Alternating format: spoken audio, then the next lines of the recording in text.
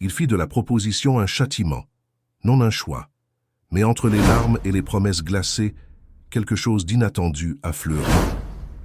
Cette nuit-là, le millionnaire qui n'avait jamais aimé s'est rendu à son regard.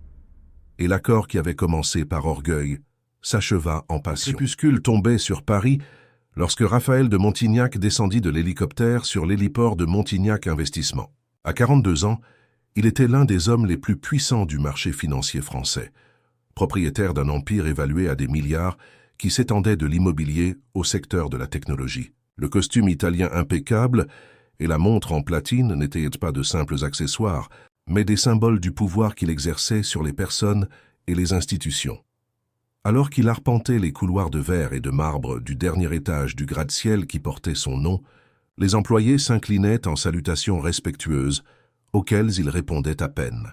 Raphaël n'avait pas de temps pour les amabilités. Son empire exigeait une attention constante et le moindre signe de faiblesse pouvait coûter des millions. « Monsieur de Montignac, Maître Paul vous attend dans votre bureau avec les documents que vous avez demandés, » l'informa René. C'est un secrétaire de confiance depuis plus d'une décennie.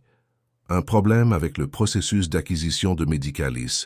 demanda-t-il sans ralentir le pas. « Non, monsieur, c'est à propos de l'autre affaire, le testament de votre parrain. » Raphaël s'arrêta brusquement, ses yeux sombres se durcissant comme de l'obsidienne. Cela faisait 3 mois que son parrain Auguste Alary était décédé des suites d'une brève maladie, laissant un testament qui révélait des secrets que Raphaël aurait préféré garder enfouis à jamais. « Faites-le entrer dès que j'appellerai » ordonna-t-il en entrant dans son bureau et en fermant la porte. Le bureau présidentiel occupait la moitié de l'étage, avec des baies vitrées du sol au plafond offrant une vue panoramique de la ville qu'il avait contribué à transformer. Raphaël se servit un whisky rare avant d'appuyer sur l'interphone. « Vous pouvez faire entrer Paul. » L'avocat d'âge mûr entra portant une mallette noire. Son visage était grave, ce qui indiquait que les nouvelles ne seraient pas agréables. « Bonjour, Raphaël. J'ai réussi à retrouver la famille Alary, comme vous l'aviez demandé. La situation est complexe. Allez droit au but, Paul. Qu'avez-vous découvert sur la fille illégitime de mon parrain? Juliette Alary, 34 ans, veuve. Elle vit à Cassis, sur la Côte d'Azur, avec sa sœur cadette, Marianne, qui souffre d'une maladie auto-immune rare et nécessite un traitement continu. Elle gère une auberge historique qui est sur le point d'être vendue aux enchères pour des dettes accumulées après la mort du mari de Juliette. Raphaël observa les photographies que Paul posa sur la table. Une femme aux cheveux châtains ondulés, la peau hâlée par le soleil de la côte, des yeux verts intenses qui semblaient défier l'objectif lui-même. Ce n'était pas le genre de beauté fabriquée dans de coûteuses cliniques esthétiques, mais quelque chose de plus authentique, presque sauvage. À côté d'elle, une jeune femme plus pâle et fragile, avec les mêmes yeux verts, la sœur malade. Conformément au testament de votre parrain, Juliette a droit à 15% des actions de Montignac Investissement, étant donné qu'Auguste était l'un des fondateurs discrets de l'entreprise. Ces actions valent environ... Je sais exactement combien elles valent. Le coupa sèchement Raphaël. Quoi d'autre? La demeure historique à Cassis appartenait également légalement à Auguste, bien qu'il n'en ait jamais revendiqué la propriété. Il l'a laissée à ses filles pour qu'elles la gèrent comme une forme de compensation pour son abandon. Raphaël se leva et se dirigea vers la fenêtre. Le soleil se reflétait sur les immeubles de la Défense, créant un horizon doré au-dessus de la métropole. La mention de l'abandon de son parrain lui retournait l'estomac. Auguste avait été plus présent dans sa vie que son propre père. Le voir lié à une famille secrète était comme découvrir une trahison posthume. « Je veux cette femme hors de mon entreprise et de ma vie », dit-il finalement, se retournant pour faire face à l'avocat. « Et combien ?»« Pardon ? Combien nous faut-il pour acheter sa part et la faire disparaître ?» Paul ajusta ses lunettes, mal à l'aise. « Ce n'est pas si simple, Raphaël. Les clauses du testament sont spécifiques. Les actions ne peuvent être vendues avant 5 ans. Auguste voulait s'assurer que sa fille ait une sécurité financière permanente, pas seulement un paiement unique. » Raphaël sourit froidement. Paul connaissait ce sourire. C'était le même qui précédait des décisions implacables en affaires, le genre de sourire qui empêchait les cadres de dormir. « Il y a toujours un moyen, Paul. Trouver une faille. En attendant, je veux tout savoir sur ces femmes. Dettes, problèmes, faiblesses. Quelque chose que nous puissions utiliser. Raphaël, puis-je suggérer une approche plus Non, vous ne pouvez pas, l'interrompit-il en retournant à son bureau. Je veux des rapports complets dans 48 heures. Et organiser une visite à Cassis. Il est temps de rencontrer la prétendue héritière de l'empire que j'ai bâti. Pendant ce temps, à des kilomètres de là, dans la ville historique de Cassis, Juliette Allary fermait les volets en bois de l'auberge du port, une auberge centenaire nichée entre la mer et les montagnes du massif des Calanques. Les derniers clients étaient partis ce matin-là, et il n'y avait pas de nouvelles réservations pour les jours à venir. La basse saison était particulièrement cruelle cette année-là. « Marianne, as-tu pris tes médicaments ?» demanda-t-elle en entrant dans la chambre de sa sœur cadette. Marianne était assise près de la fenêtre donnant sur la mer, un livre abandonné sur ses genoux. À 28 ans, elle possédait une beauté éthérée, presque fragile, accentuée par la pâleur de la maladie qui consumait ses forces peu à peu. « Oui, je les ai pris. Le docteur Henry a appelé. Il a dit qu'il avait réussi à inclure mon cas dans une étude expérimentale à l'hôpital Saint-Louis à Paris, mais nous devrions prendre en charge l'hébergement pendant au moins 3 mois. » Juliette s'assit au bord du lit, dissimulant son inquiétude derrière un sourire encourageant. « C'est une excellente nouvelle. On va trouver une solution. Peut-être qu'on pourra louer un petit appartement là-bas. J'ai vu les factures sur ton bureau. Je sais que nous sommes sur le point de perdre l'auberge. Nous ne pouvons pas nous permettre un traitement à Paris. » Juliette prit les mains de sa sœur. Depuis la mort de son mari, Charles, 3 ans plus tôt, elle luttait pour maintenir l'auberge à flot et assurer le traitement de Marianne. Les dettes que Charles avait laissées, ajoutées aux coûts médicaux élevés, avaient créé un gouffre financier impossible à combler. Ne t'inquiète pas pour ça. J'ai quelques économies de côté et... Le téléphone interrompit la conversation. Juliette répondit, et son visage perdit ses couleurs à mesure qu'elle écoutait. « Comment ça, demain ?» questionna-t-elle, la voix tremblante. « La vente aux enchères était prévue dans 2 mois. Vous ne pouvez pas l'avancer comme ça sans... Je comprends. Oui, je serai là. » Raccrochant le téléphone, Juliette semblait avoir vieilli de plusieurs années en quelques secondes. « Qu'est-ce qu'il y a ?» demanda Marianne, alarmée. « La banque a avancé la vente aux enchères de l'auberge. Demain à 10 heures. Comment peuvent-ils faire ça? C'est notre maison, notre vie. Quelqu'un a fait une offre pour racheter l'intégralité de la dette. Ils sont pressés de conclure l'affaire. » Marianne serra sa sœur dans ses bras, toutes deux sentant le poids du monde sur leurs épaules. « Qu'est-ce qu'on va faire maintenant ?»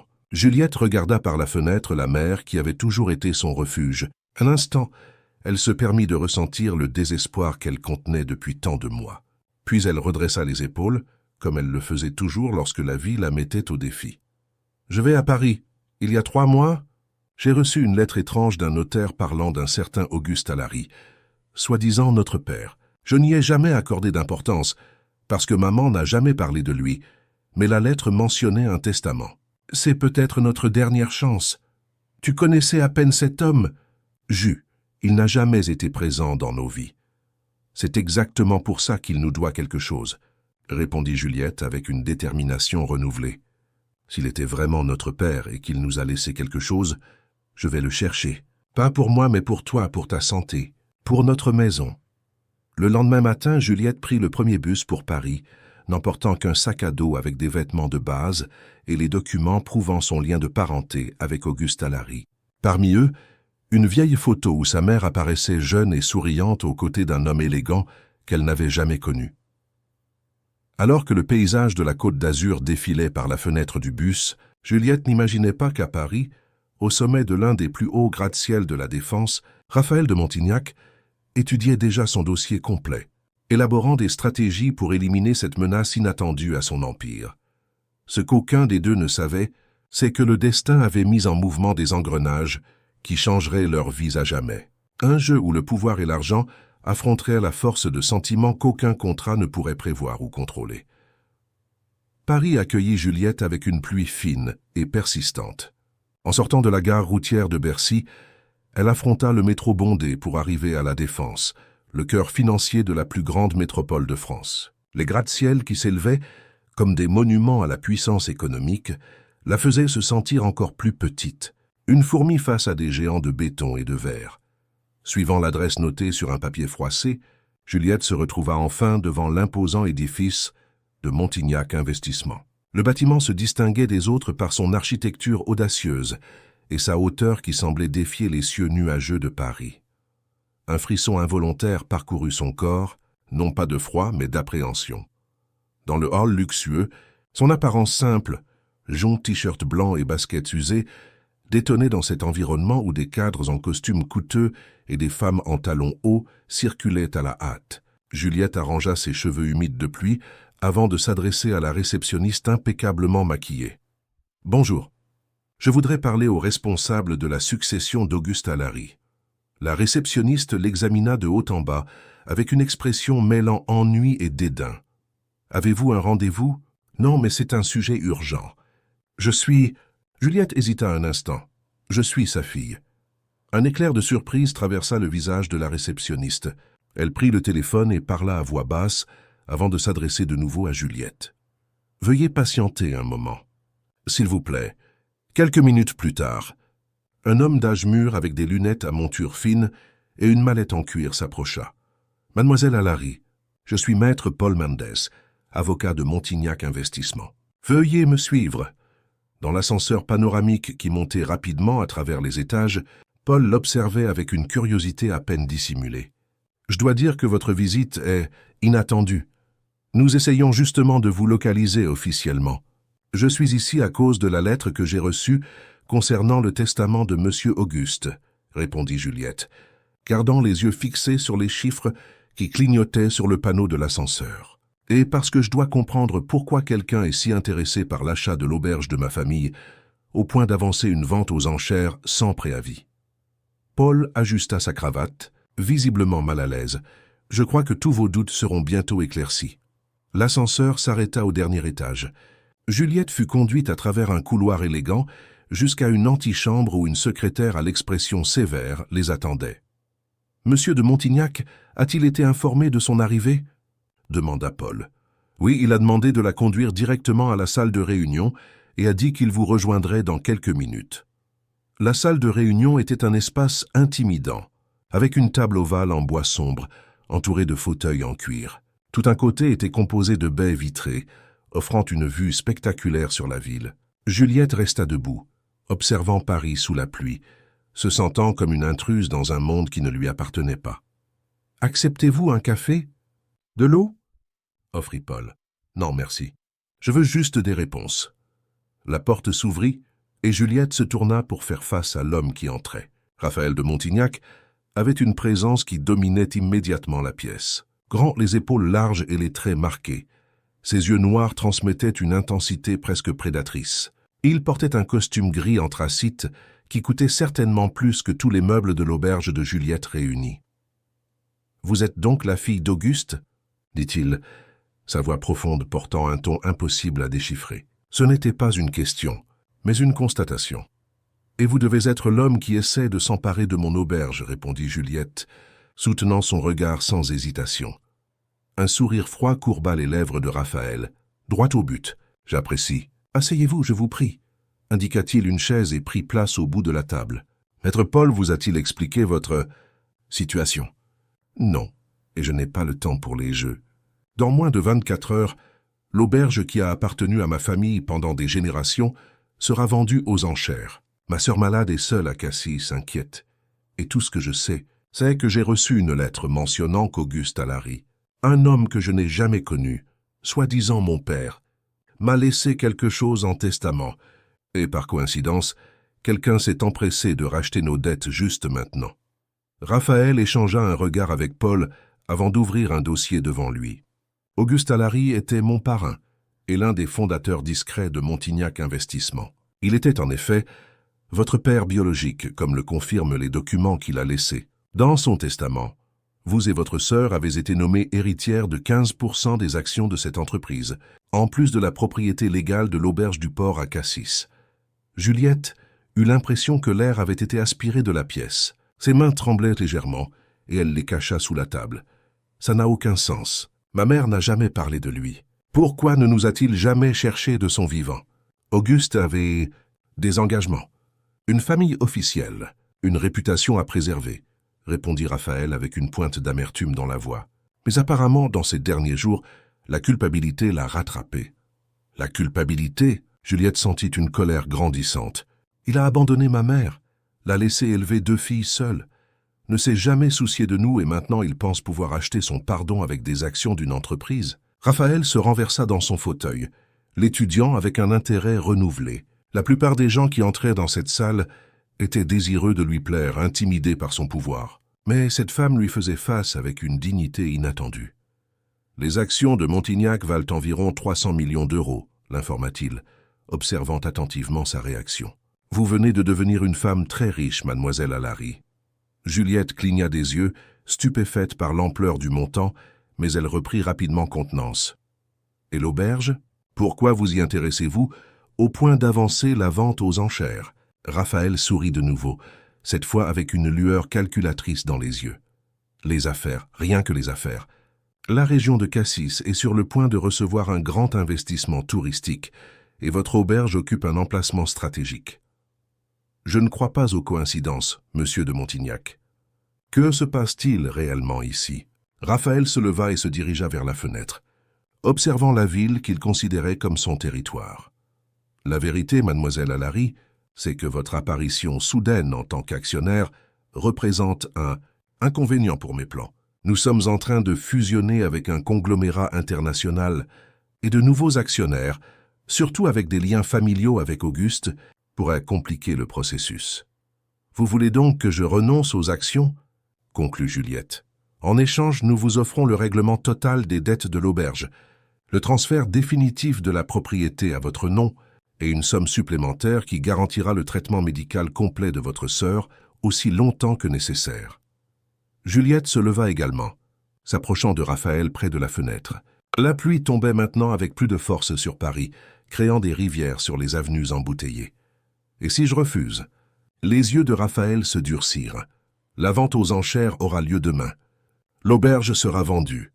Quant aux actions, eh bien, il existe des moyens de contester les testaments, surtout lorsque la reconnaissance de paternité est posthume et sans test ADN. C'est une menace ? C'est une réalité commerciale. Je vous offre une solution qui profite à tous. Vous récupérez l'auberge.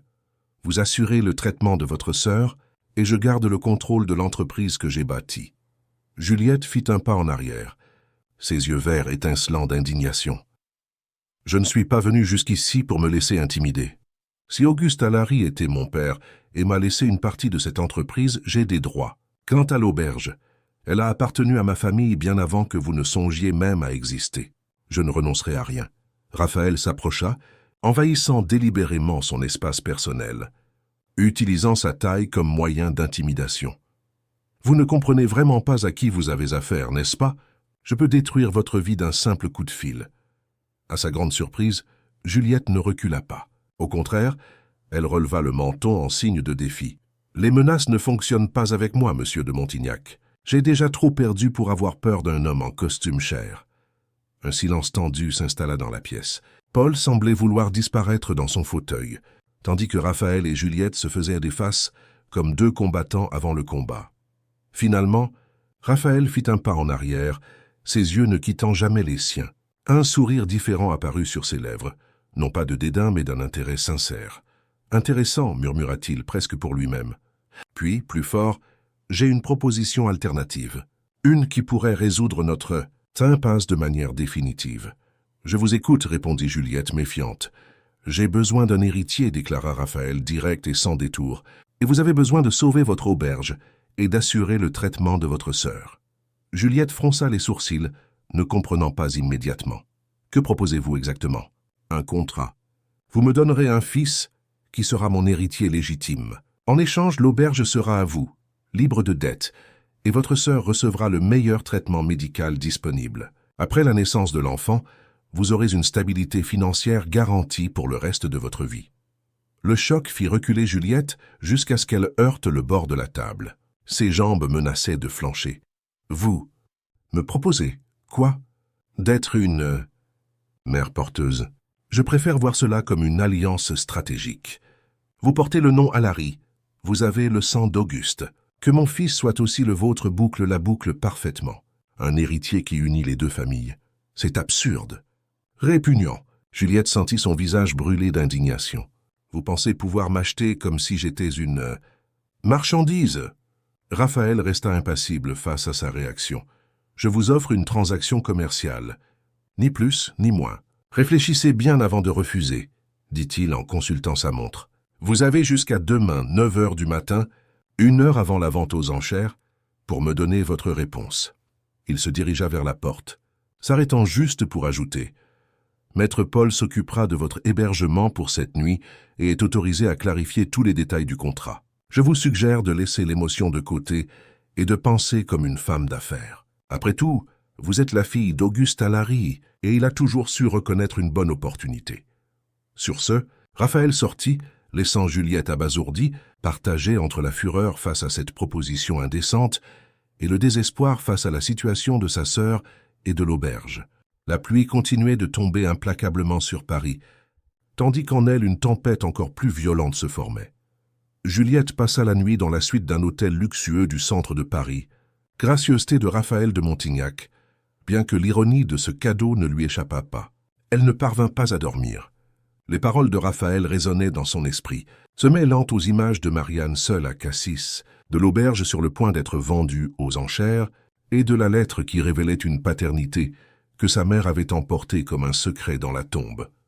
À 6 heures du matin, portant toujours les mêmes vêtements que la veille, Juliette sortit marcher dans les rues qui commençaient à s'éveiller. L'air froid du petit matin parisien lui cinglait le visage, mais elle le sentait à peine. Ses mains serraient fermement son téléphone portable, où elle venait de recevoir un message de Marianne. « Les médicaments sont finis. J'ai de la fièvre. Le docteur Henry a dit que nous devons aller à Paris de toute urgence. » Juliette s'adossa à un mur, sentant le poids du monde sur ses épaules. Pour la première fois depuis le départ de son mari, elle se permit de pleurer en public, des larmes silencieuses qui se mêlaient au crachin persistant de la métropole. À 8h45, Juliette entra dans le hall de Montignac Investissement. Cette fois, il n'y eut aucune hésitation lorsqu'elle s'adressa à la réceptionniste. « Informez Monsieur de Montignac que Juliette Alary est ici avec sa réponse. » Quelques minutes plus tard, elle se retrouvait de nouveau dans l'ascenseur panoramique, montant vers le sommet de l'édifice. Son reflet dans le miroir montrait des cernes profonds et un visage pâle, mais aussi une détermination inébranlable dans ses yeux verts. Lorsque les portes s'ouvrirent, Raphaël de Montignac l'attendait déjà dans le couloir. « Venez dans mon bureau, dit-il. » Sans salutation. Le bureau privé de Raphaël était encore plus intimidant que la salle de réunion. Décoré dans des tons de gris et de noir, avec des œuvres d'art abstraites au mur, il transmettait exactement le message que son propriétaire souhaitait. Pouvoir, sophistication et une certaine froideur calculée. Alors, s'enquit Raphaël, s'installant dans son fauteuil en cuir derrière un impressionnant bureau en marbre noir. Juliette resta debout. « Avant de vous donner ma réponse, je veux quelques garanties. » Un sourire presque imperceptible courba les lèvres de Raphaël. Continuez. Premièrement, je veux que l'acte de propriété de l'auberge soit transféré à mon nom aujourd'hui, avant la vente aux enchères. Deuxièmement, je veux que ma sœur soit inscrite au meilleur programme de traitement disponible à Paris, avec toutes les dépenses payées, y compris l'hébergement et le suivi. Troisièmement, après que... Elle hésita. Après la naissance du bébé, je veux que mon indépendance financière soit garantie sans avoir à demander la permission pour vivre ma vie. Raphaël l'étudia un moment, impressionné par son objectivité malgré la situation. Cela semble raisonnable. Maître Paul a déjà préparé un contrat détaillant tous ces points et quelques autres. Il ouvrit un tiroir et en sortit un document relié, le poussant sur le bureau dans sa direction. « Combien de temps ai-je pour lire ça ?» demanda Juliette. « La vente aux enchères est à 10 heures. Il est 9 heures maintenant. 1 heure pour décider du reste de ma vie. » Raphaël haussa les épaules. « Les affaires exigent souvent des décisions rapides. Mais si vous préférez, je peux vous faire servir un café pendant que vous lisez. » Juliette prit le contrat et s'assit dans le fauteuil en face du bureau. Les pages détaillaient avec une précision clinique l'accord. Elle s'engagerait à porter un enfant avec le matériel génétique de Raphaël, se soumettrait à un suivi médical constant pendant la grossesse et remettrait l'enfant après la naissance, en ne conservant que les droits maternels légaux de base. En échange, elle recevrait l'auberge libre de dettes, un traitement médical à vie pour sa sœur et une pension généreuse après la naissance. La froideur du document lui retournait l'estomac. Des termes comme période de fertilité, insémination, remise de l'enfant, transformèrent quelque chose qui aurait dû être le fruit de l'amour en une transaction commerciale. Cependant, en arrivant à la dernière page, elle vit que Raphaël avait inclus exactement les garanties qu'elle avait demandées, et même des détails auxquels elle n'avait pas pensé, comme une éducation universitaire garantie pour l'enfant et une participation aux bénéfices de l'auberge si elle prospérait sous sa direction. À 9h45, Juliette rendit le contrat à Raphaël qui l'observait attentivement. « Une objection » demanda-t-il. « Une condition supplémentaire » répondit Juliette. « Si je dois le faire, je veux que ce soit de la manière la moins clinique possible. » Raphaël haussa un sourcil. « Que proposez-vous exactement ? Je ne veux pas de médecins, de seringues et de laboratoires. Si je dois avoir un enfant, même si c'est pour un contrat, je veux qu'il soit conçu comme un enfant doit l'être, » dit-elle, sentant son visage brûler, mais en gardant la voix ferme. « Je ne demande pas de romance, juste de la dignité. » Pendant un instant, Raphaël parut sincèrement surpris, puis une expression de respect réticent apparut sur son visage. « Acceptable, » acquiesça-t-il, ajoutant une note manuscrite au contrat avant de le signer. « À votre tour. » Juliette tint le stylo, sentant son poids comme s'il était fait de plomb.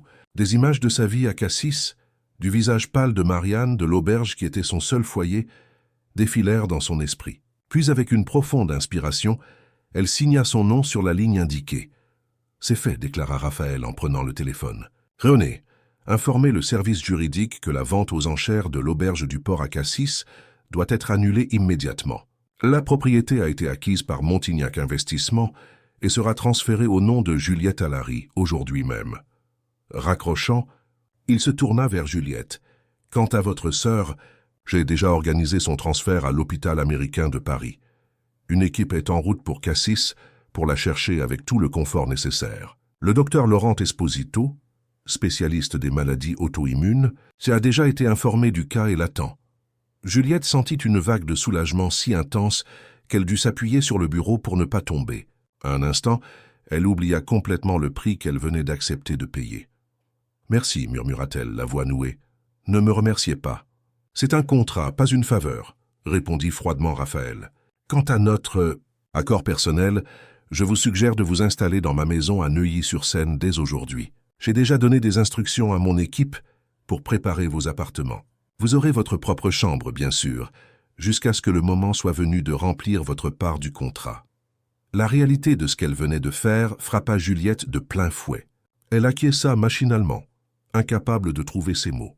« Une voiture vous attendra à 5 heures de l'après-midi dans le hall de l'hôtel pour vous y conduire, » poursuivit Raphaël, déjà tourné vers son ordinateur portable, comme si le sujet était clos. « Je vous suggère de profiter de la journée pour acheter ce dont vous avez besoin. Mon assistante vous fournira une carte de crédit d'entreprise pour vos dépenses. »« Je n'ai pas besoin de carte de crédit, » répondit Juliette, retrouvant une partie de sa dignité. « J'ai juste besoin de voir ma sœur quand elle arrivera à Paris. » Raphaël leva les yeux de son ordinateur, l'étudiant avec curiosité. « Comme vous voudrez. Je vous informerai de son arrivée à l'hôpital. Maintenant, si vous voulez bien m'excuser, j'ai une visioconférence avec des investisseurs dans 5 minutes. » Juliette sortit du bureau en se sentant étrangement vide. Dans l'ascenseur, elle fixa de nouveau son reflet, se demandant si elle reconnaîtrait encore la femme dans le miroir dans quelques mois. Pendant ce temps, dans son bureau, Raphaël observait la ville par la fenêtre, le contrat toujours ouvert sur sa table. L'image de Juliette Allary, avec sa dignité et son courage face à l'adversité, restait vive dans son esprit. Pour la première fois depuis de nombreuses années, il ressentait quelque chose de différent du dédain habituel pour ceux qui croisaient son chemin. C'était un sentiment troublant, presque inconfortable, quelque chose qu'il n'était pas prêt à nommer, encore moins à explorer. À 5 heures cet après-midi-là, comme convenu, une Jaguar noire attendait Juliette dans le hall de l'hôtel. Le chauffeur, un homme d'âge mûr à l'expression impassible, lui ouvrit la portière. « Bonsoir, mademoiselle Allary. Je suis Antoine, le chauffeur personnel de monsieur de Montignac. »« Bonsoir, Antoine, » répondit Juliette, s'installant sur la banquette arrière avec son unique sac à dos. « Avant d'aller à la maison, pourriez-vous m'emmener à l'hôpital américain? Ma sœur devrait arriver. » « Monsieur de Montignac m'a déjà donné des instructions à ce sujet, mademoiselle. Votre sœur est arrivée il y a 1 heure et est en train d'être examinée par l'équipe médicale. Nous y allons directement. » Pendant le trajet à travers les avenues embouteillées de Paris, Juliette observait la ville d'un œil distant. En moins de 48 heures, sa vie avait complètement changé. De propriétaire d'une auberge au bord de la faillite à Cassis, elle était devenue partie d'un accord bizarre avec l'un des hommes les plus puissants de France. L'ironie ne lui échappait pas. À l'hôpital, une infirmière la conduisit à la chambre où Marianne était déjà installée. En voyant sa sœur allongée sur le lit d'hôpital, connectée à des moniteurs et avec une apparence encore plus fragile que d'habitude, Juliette sentit les larmes lui monter aux yeux. « Marianne », murmura-t-elle, s'approchant pour embrasser le front de sa sœur. « Ju !» Marianne sourit faiblement. « Que se passe-t-il » Tout à coup, des médecins sont apparus à la maison, une ambulance aérienne. Ils ont dit que tu avais tout autorisé. Juliette prit la main de sa sœur, sentant une boule dans sa gorge. « J'ai réussi à résoudre nos problèmes, Marianne. L'auberge est sauvée, et tu vas recevoir le meilleur traitement possible. »« Comment » demanda Marianne, ses yeux verts, si semblables à ceux de sa sœur, remplis de confusion. « C'était ce testament. Ce Auguste Alary était vraiment notre père. » Juliette hésita, incapable de raconter toute la vérité. « Oui, c'était lui, et il nous a laissés plus que nous ne l'imaginions. Ne t'inquiète de rien maintenant. Concentre-toi juste sur ta guérison. » À ce moment, un médecin d'âge mûr à l'expression douce entra dans la chambre. « Bonsoir, je suis le docteur Laurent Esposito. Vous devez être Juliette, la sœur de Marianne, » dit-il en lui tendant la main que Juliette serra. « J'ai déjà commencé l'évaluation et je suis optimiste. Le protocole expérimental que j'ai mentionné est parfait pour son cas, et j'ai déjà entamé les démarches pour l'y inclure immédiatement. »« Combien de temps devra-t-elle rester hospitalisée ?» demanda Juliette. « Au moins 2 semaines pour cette phase initiale. Ensuite, nous pourrons évaluer la réponse au traitement et ajuster le plan. » « Et pour les coûts, docteur ? » « J'ai un accord qui couvre les dépenses, mais je dois comprendre les montants. » Le docteur Laurent sourit gentiment. « Ne vous inquiétez pas pour ça. Monsieur de Montignac a déjà garanti une couverture totale, sans limitation. Il est rare de voir ce genre d'engagement, même parmi nos patients les plus fortunés. » Juliette acquiesça, un mélange de gratitude et d'amertume envahissant sa poitrine. Le prix de la santé de sa sœur serait-il trop élevé? Après avoir passé encore un peu de temps avec Marianne, qui s'endormit bientôt à cause des médicaments, Juliette sortit de la chambre et trouva Antoine qui attendait patiemment dans le couloir. « Prête à aller à la résidence, mademoiselle ?» Elle acquiesça sans confiance dans sa propre voix. Dans la voiture, alors qu'il quittait Paris en direction de Neuilly-sur-Seine, son téléphone portable sonna. C'était Raphaël. « Votre sœur est installée ?» demanda-t-il sans préambule. « Oui, merci. Le docteur Laurent semble très compétent. C'est le meilleur dans son domaine. Je suis en réunion, et cela devrait durer une partie de la nuit. Janine, la gouvernante, vous montrera votre chambre et vous expliquera les règles de la maison. Nous parlerons demain. » Avant que Juliette ne puisse répondre, Raphaël avait raccroché.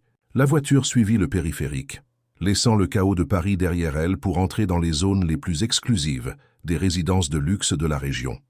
Finalement, ils franchirent les portes d'un domaine ultra sécurisé, où seules des demeures de grand standing s'élevaient sur de vastes terrains impeccablement entretenus. La résidence de Raphaël de Montignac, située sur le point le plus élevé, était une construction moderne aux lignes droites, avec une façade de verre et de pierre, entourée d'un jardin minimaliste, où prédominaient des sculptures contemporaines plutôt que des fleurs. Antoine se gara devant l'entrée principale, où une femme d'une 50aine d'années, en uniforme discret et à la posture impeccable, attendait. « Bonsoir, mademoiselle Alary. Je suis Janine, la gouvernante de la maison. Soyez la bienvenue, » dit-elle d'un ton poli mais réservé, comme si elle ne savait pas encore exactement quel traitement réserver à la nouvelle venue. « Merci, Janine, » répondit Juliette, se sentant complètement déplacée en suivant la gouvernante à travers les luxueuses pièces de la demeure. L'intérieur de la maison était encore plus impressionnant que l'extérieur. De vastes espaces, avec une double hauteur sous plafond, une décoration minimaliste, dans des tons de gris, blanc et noir, des œuvres d'art contemporains soigneusement éclairées et un mobilier que Juliette soupçonnait d'être signé par des designers célèbres. Il n'y avait pas de photographie, d'objets personnels ou de signes que cet endroit était un foyer, et non une exposition d'architecture. « Voici votre chambre », annonça Janine en ouvrant la porte d'une suite spacieuse au premier étage.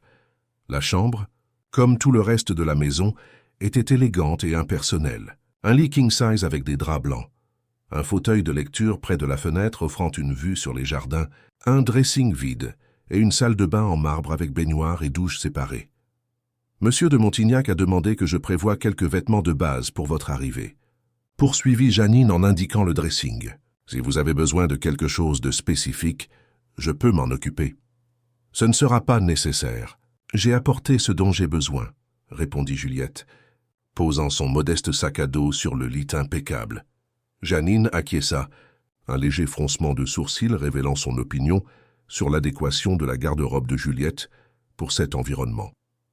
Le petit déjeuner est servi à partir de 7 heures. Monsieur de Montignac part généralement à 8 heures. Le déjeuner à midi et le dîner à 20 heures. Il y a une salle de sport au sous-sol, une piscine chauffée à l'extérieur et une bibliothèque au rez-de-chaussée à votre disposition. Si vous avez besoin de sortir, Antoine sera disponible pour vous conduire. Avez-vous des questions? Non, merci. Lorsque la gouvernante sortit, Juliette s'assit au bord du lit, sentant le poids de sa nouvelle réalité. Soudain, elle vivait dans la maison d'un étranger, un homme froid et calculateur avec qui elle avait accepté d'avoir un enfant par contrat. La distance entre cette vie de luxe vide et son auberge accueillante à Cassis semblait non seulement géographique, mais presque existentielle. Elle ouvrit son sac à dos et en sortit la seule photographie qu'elle transportait toujours. Elle et Marianne, encore adolescentes, avec leur mère devant l'auberge, toutes souriantes sous le soleil d'été. Elle la posa sur la table de chevet, un petit morceau de son monde réel dans cet environnement artificiel. Cette première nuit dans la demeure de Raphaël de Montignac, Juliette ne put dormir. Elle resta des heures à la fenêtre, observant les lumières de Paris au loin, pensant à sa sœur à l'hôpital, à l'auberge vide à Cassis et au contrat qu'elle avait signé. La tempête émotionnelle en elle était plus forte que l'orage qui commençait à tomber dehors, annonçant une longue nuit et une vie qui avait pris un tournant qu'elle n'aurait jamais pu prévoir.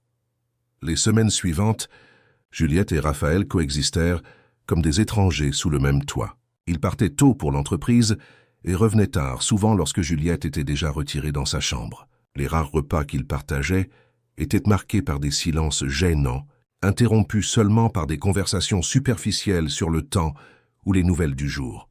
Pendant ce temps, Marianne répondait bien aux nouveaux traitements. Les visites quotidiennes de Juliette à l'hôpital étaient le seul moment où elle se sentait vraiment elle-même, loin de la demeure oppressante et de l'accord qui devenait de plus en plus réel chaque jour qui passait. « Tu as l'air différente », commenta Marianne un après-midi, alors que Juliette arrangeait des fleurs fraîches dans la chambre d'hôpital. Plus mince, tendue. « Que se passe-t-il vraiment ?» Juliette força un sourire. « C'est juste l'adaptation à Paris. La grande ville est intense. » « Et ce Raphaël de Montignac? Tu n'expliques jamais vraiment quelle est ta relation avec lui. Comment est-il apparu dans notre vie et pourquoi aide-t-il autant? C'est compliqué, Marianne. Il était le filleul de notre père, Auguste. Disons que c'est une façon pour lui d'honorer l'héritage de son parrain. » Marianne fronça les sourcils, clairement pas convaincue. « Tu vis chez lui. Tu crois que je ne le sais pas? Les infirmières en parlent quand le chauffeur vient te chercher. » Juliette s'assit au bord du lit, tenant la main de sa sœur. « Écoute, je te promets que je t'expliquerai tout quand tu seras complètement rétabli. Pour l'instant, fais-moi confiance, d'accord? Je fais ce qui est le mieux pour nous deux. Tu te sacrifies toujours pour moi depuis que nous sommes enfants, » murmura Marianne, les yeux embués. « Parfois, je me demande comment serait ta vie si tu n'avais pas à porter le poids de ma maladie. »« N'y pense même pas, » l'interrompit Juliette en embrassant le front de sa sœur. « Tu es ma famille, ma priorité. Toujours. » En retournant à la demeure ce soir-là, Juliette trouva Raphaël dans le salon, chose rare à cette heure. Il était assis dans un fauteuil en cuir, un verre de whisky à la main, observant la ville illuminée à travers les baies vitrées. « Comment va ta sœur » demanda-t-il, surprenant Juliette. C'était la première fois qu'il montrait un intérêt sincère pour la santé de Marianne. « Elle va mieux de jour en jour. »« Le docteur Laurent est optimiste, » répondit-elle, hésitante. « Merci de demander. » Raphaël acquiesça, regardant toujours par la fenêtre. « Antoine m'a dit que vous refusez les achats que Janine a proposé de faire. Vous n'avez pas non plus utilisé la carte de crédit que j'ai fournie. Je n'ai pas besoin de nouveaux vêtements ou de bijoux. Ce que j'ai est suffisant, » répondit Juliette, mal à l'aise avec la tournure de la conversation. Raphaël se tourna pour la regarder, ses yeux sombres indéchiffrables. « Vous n'êtes pas ce à quoi je m'attendais. » Juliette à Larry. Et à quoi vous attendiez-vous exactement? À quelqu'un de plus intéressé par les avantages financiers de notre accord. La plupart des gens que je connais feraient n'importe quoi pour une fraction de ce que j'offre. Juliette sentit son visage brûler d'indignation. Je ne suis pas la plupart des gens. Et je ne fais pas ça pour l'argent ou le luxe. Non, vous le faites par amour, répondit Raphaël, une pointe d'amertume dans la voix. Amour pour votre sœur, pour votre auberge. Noble, vraiment. Presque romantique. Y a-t-il un problème avec ça? Le défia Juliette. Raphaël but une gorgée de son whisky avant de répondre. Aucun problème. Je trouve juste ça intéressant. L'amour est un concept qui n'a pas sa place dans les affaires. Et ce que nous avons est une affaire. Une affaire qui implique de créer une vie, rétorqua Juliette. Mais peut-être que ce n'est qu'une autre transaction pour vous. Un silence tendu s'installa entre eux. Finalement, Raphaël se leva, posant son verre sur une table d'appoint. D'après le docteur Laurent, vous êtes dans la bonne période de fertilité. Je suggère que nous commencions à remplir notre part du contrat à partir de demain. La froideur calculée avec laquelle il prononça ces mots fit frissonner Juliette. Toute la situation lui parut soudain absurde, humiliante. C'est comme ça que ça va se passer? Une annonce formelle. Comme si vous organisiez une réunion d'affaires. Raphaël haussa un sourcil. Vous préférez des roses et un dîner aux chandelles? Ce serait tout aussi faux, ne pensez-vous pas? Je préfère l'honnêteté. Et un minimum de considération, répondit Juliette, luttant pour garder une voix ferme. Quelque chose dans son regard changea, devenant moins dur. Juste, dînons ensemble demain, ici même, sans formalité. Nous pourrons discuter, apprendre à mieux nous connaître, si vous préférez. Ce fut au tour de Juliette de hausser un sourcil. Ça n'était pas dans le contrat. Un léger sourire courba le coin des lèvres de Raphaël. Considérez cela comme une clause supplémentaire non écrite. Bonne nuit, Juliette. Le lendemain soir, contre toutes ses attentes, Juliette se retrouva à s'apprêter avec plus de soin que d'habitude. Elle opta pour la seule robe qu'elle avait apportée de Cassis, un modèle simple en coton bleu marine qui mettait en valeur ses yeux verts. Elle laissa ses cheveux châtains détachés, tombant en vagues naturelles sur ses épaules, et n'appliqua qu'une touche légère de maquillage. Janine avait préparé le dîner sur la terrasse de la demeure, avec vue sur les jardins illuminés. La table était élégamment dressée pour deux, avec des verres en cristal et de la porcelaine fine, mais sans la formalité excessive que Juliette craignait. Raphaël l'attendait déjà quand elle arriva, vêtue d'un pantalon sombre et d'une chemise blanche avec les manches retroussées jusqu'au coude, une version plus détendue du cadre implacable qu'elle avait connu. Il se leva en la voyant, ses yeux parcourant brièvement sa silhouette avec une lueur d'appréciation qu'il n'essaya pas de dissimuler. « Vous êtes magnifique », dit-il en tirant une chaise pour qu'elle s'assoie. « Merci », répondit Juliette, mal à l'aise avec ce compliment inattendu. « L'endroit est agréable. J'ai demandé à Janine de nous laisser seuls. Elle a préparé le dîner et s'est retirée. J'espère que vous aimez la cuisine italienne. » Le repas se déroula dans un silence d'abord gênant, brisé peu à peu par des questions prudentes de part et d'autre. Raphaël l'interrogea sur Cassis l'auberge, la vie sur la côte. Juliette répondit brièvement au début, mais se détendit peu à peu en parlant de l'endroit qu'elle aimait tant. « L'auberge du port a été construite au XVIIIe siècle, vous saviez ?» raconta-t-elle, une lueur sincère animant son regard pour la première fois depuis son arrivée à Paris. C'était un comptoir commercial à l'époque coloniale, puis c'est devenu la résidence d'une famille portugaise, et finalement ma grand-mère l'a transformée en auberge dans les années 70. Les murs sont si épais que peu importe la chaleur dehors, il fait toujours frais à l'intérieur. « Je ne suis jamais allé à Cassis », commenta Raphaël en leur servant plus de vin à tous les deux. « J'entends toujours parler de sa beauté, mais je n'ai jamais eu le temps. » « Le temps est quelque chose qui manque toujours quand on ne vit que pour travailler, » observa Juliette, risquant un regard direct vers lui. « Vous avez toujours été comme ça ?»« Seulement les affaires. » Raphaël s'arrêta, son verre à mi-chemin de sa bouche, comme si la question l'avait pris par surprise. « Pas toujours, » répondit-il finalement. « Il fut un temps où je croyais en d'autres choses. »« Quelles choses ?»« Les mêmes illusions que la plupart des gens, » dit-il en haussant les épaules. « L'amour, la confiance, la loyauté, jusqu'à ce que je découvre que ce ne sont que de jolis mots que nous utilisons pour masquer nos intérêts. » Il y avait une amertume mal dissimulée dans sa voix qui éveilla la curiosité de Juliette. « Un vous a beaucoup blessé, n'est-ce pas? Raphaël laissa échapper un rire sec sans humour. Droit au but, n'est-ce pas? Je préfère ne pas discuter de mon passé. C'est juste. Après tout, nous ne sommes que des partenaires d'affaires, rétorqua Juliette, une pointe de défi dans la voix. Il la fixa, ses yeux sombres insondables.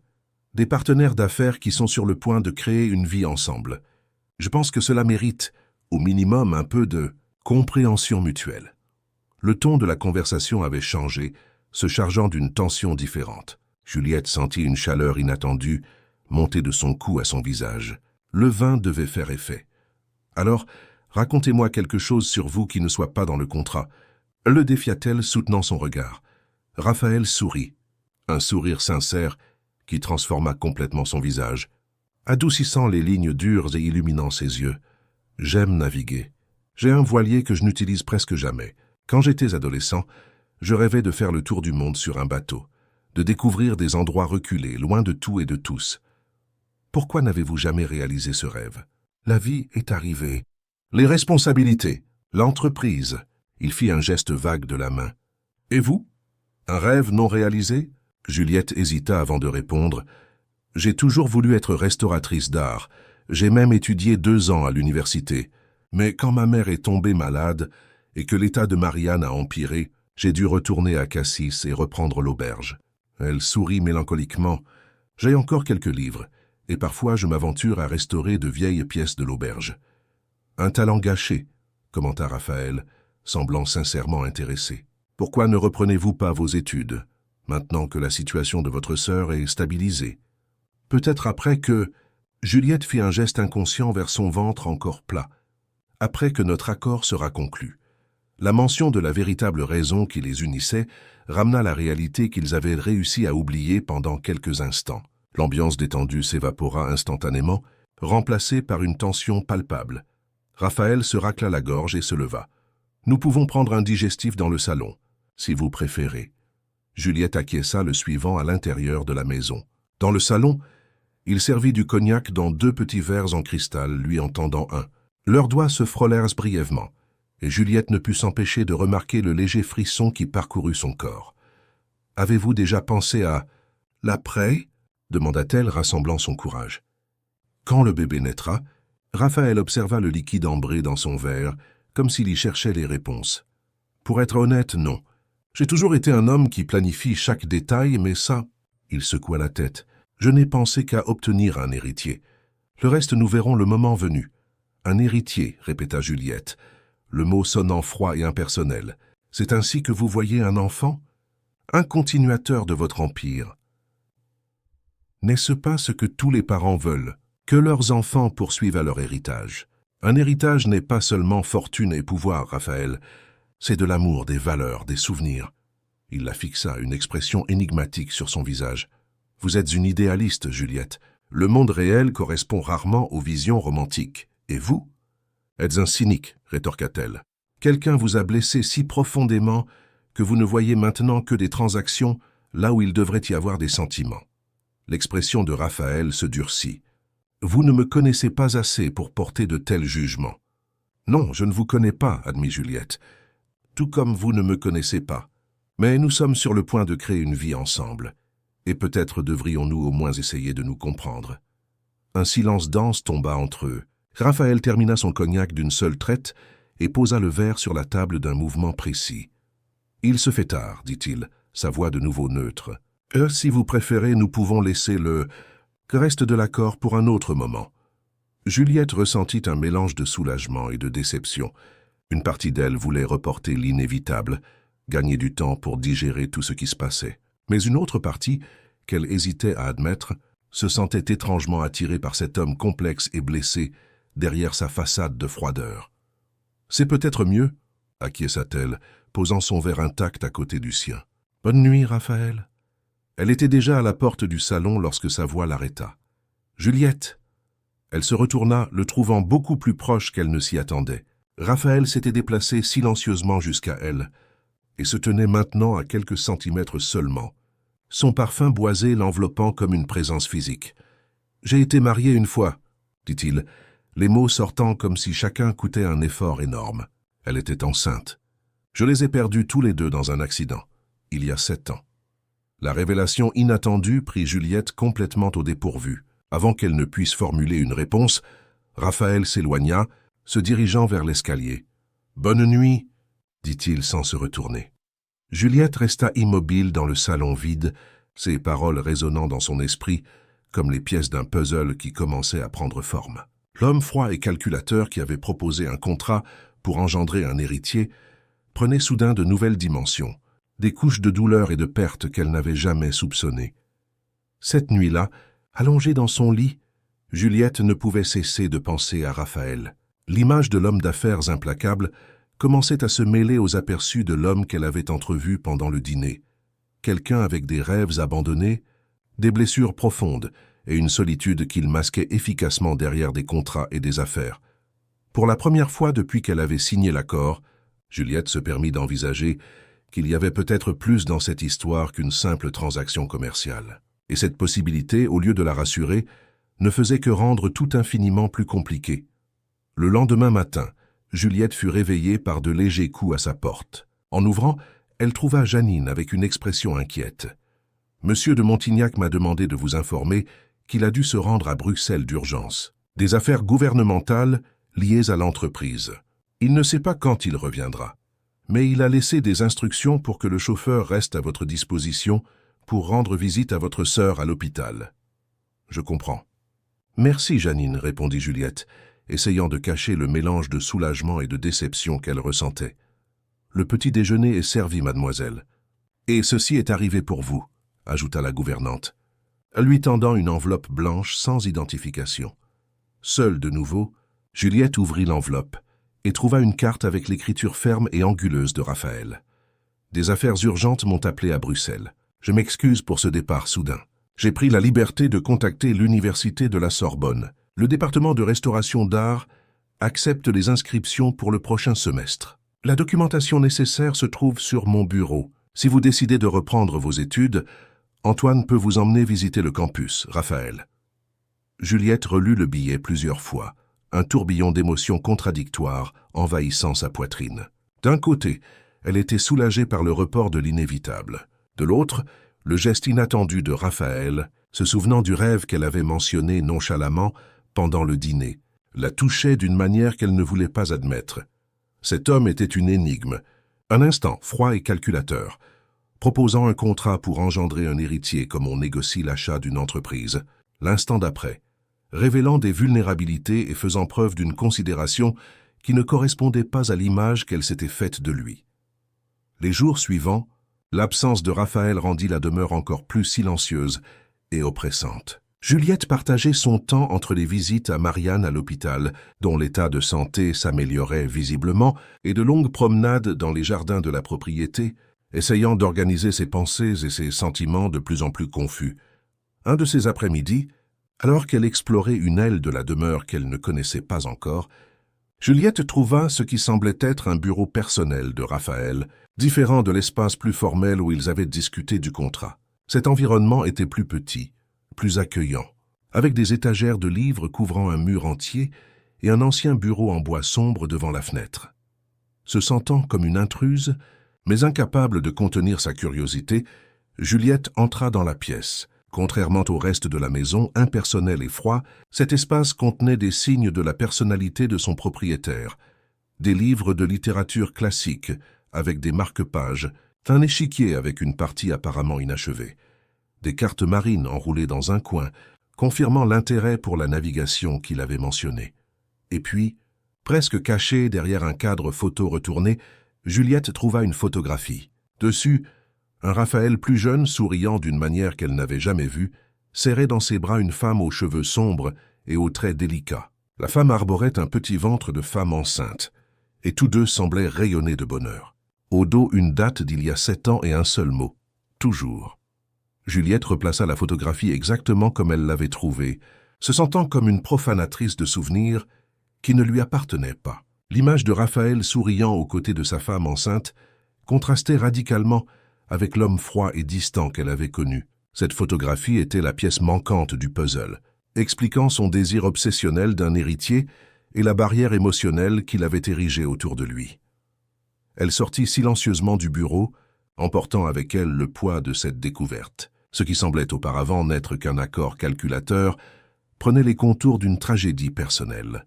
Raphaël ne cherchait pas seulement un continuateur pour ses affaires, il tentait, d'une certaine manière, de retrouver ce qu'il avait perdu. Cette nuit-là, Juliette ne put dormir. Elle resta sur le balcon de sa chambre à observer la lune sur les jardins de la demeure, perdue dans ses pensées. Chaque jour qui passait, le contrat qu'elle avait signé semblait plus complexe, non seulement sur le papier, mais dans les émotions qu'il commençait à éveiller.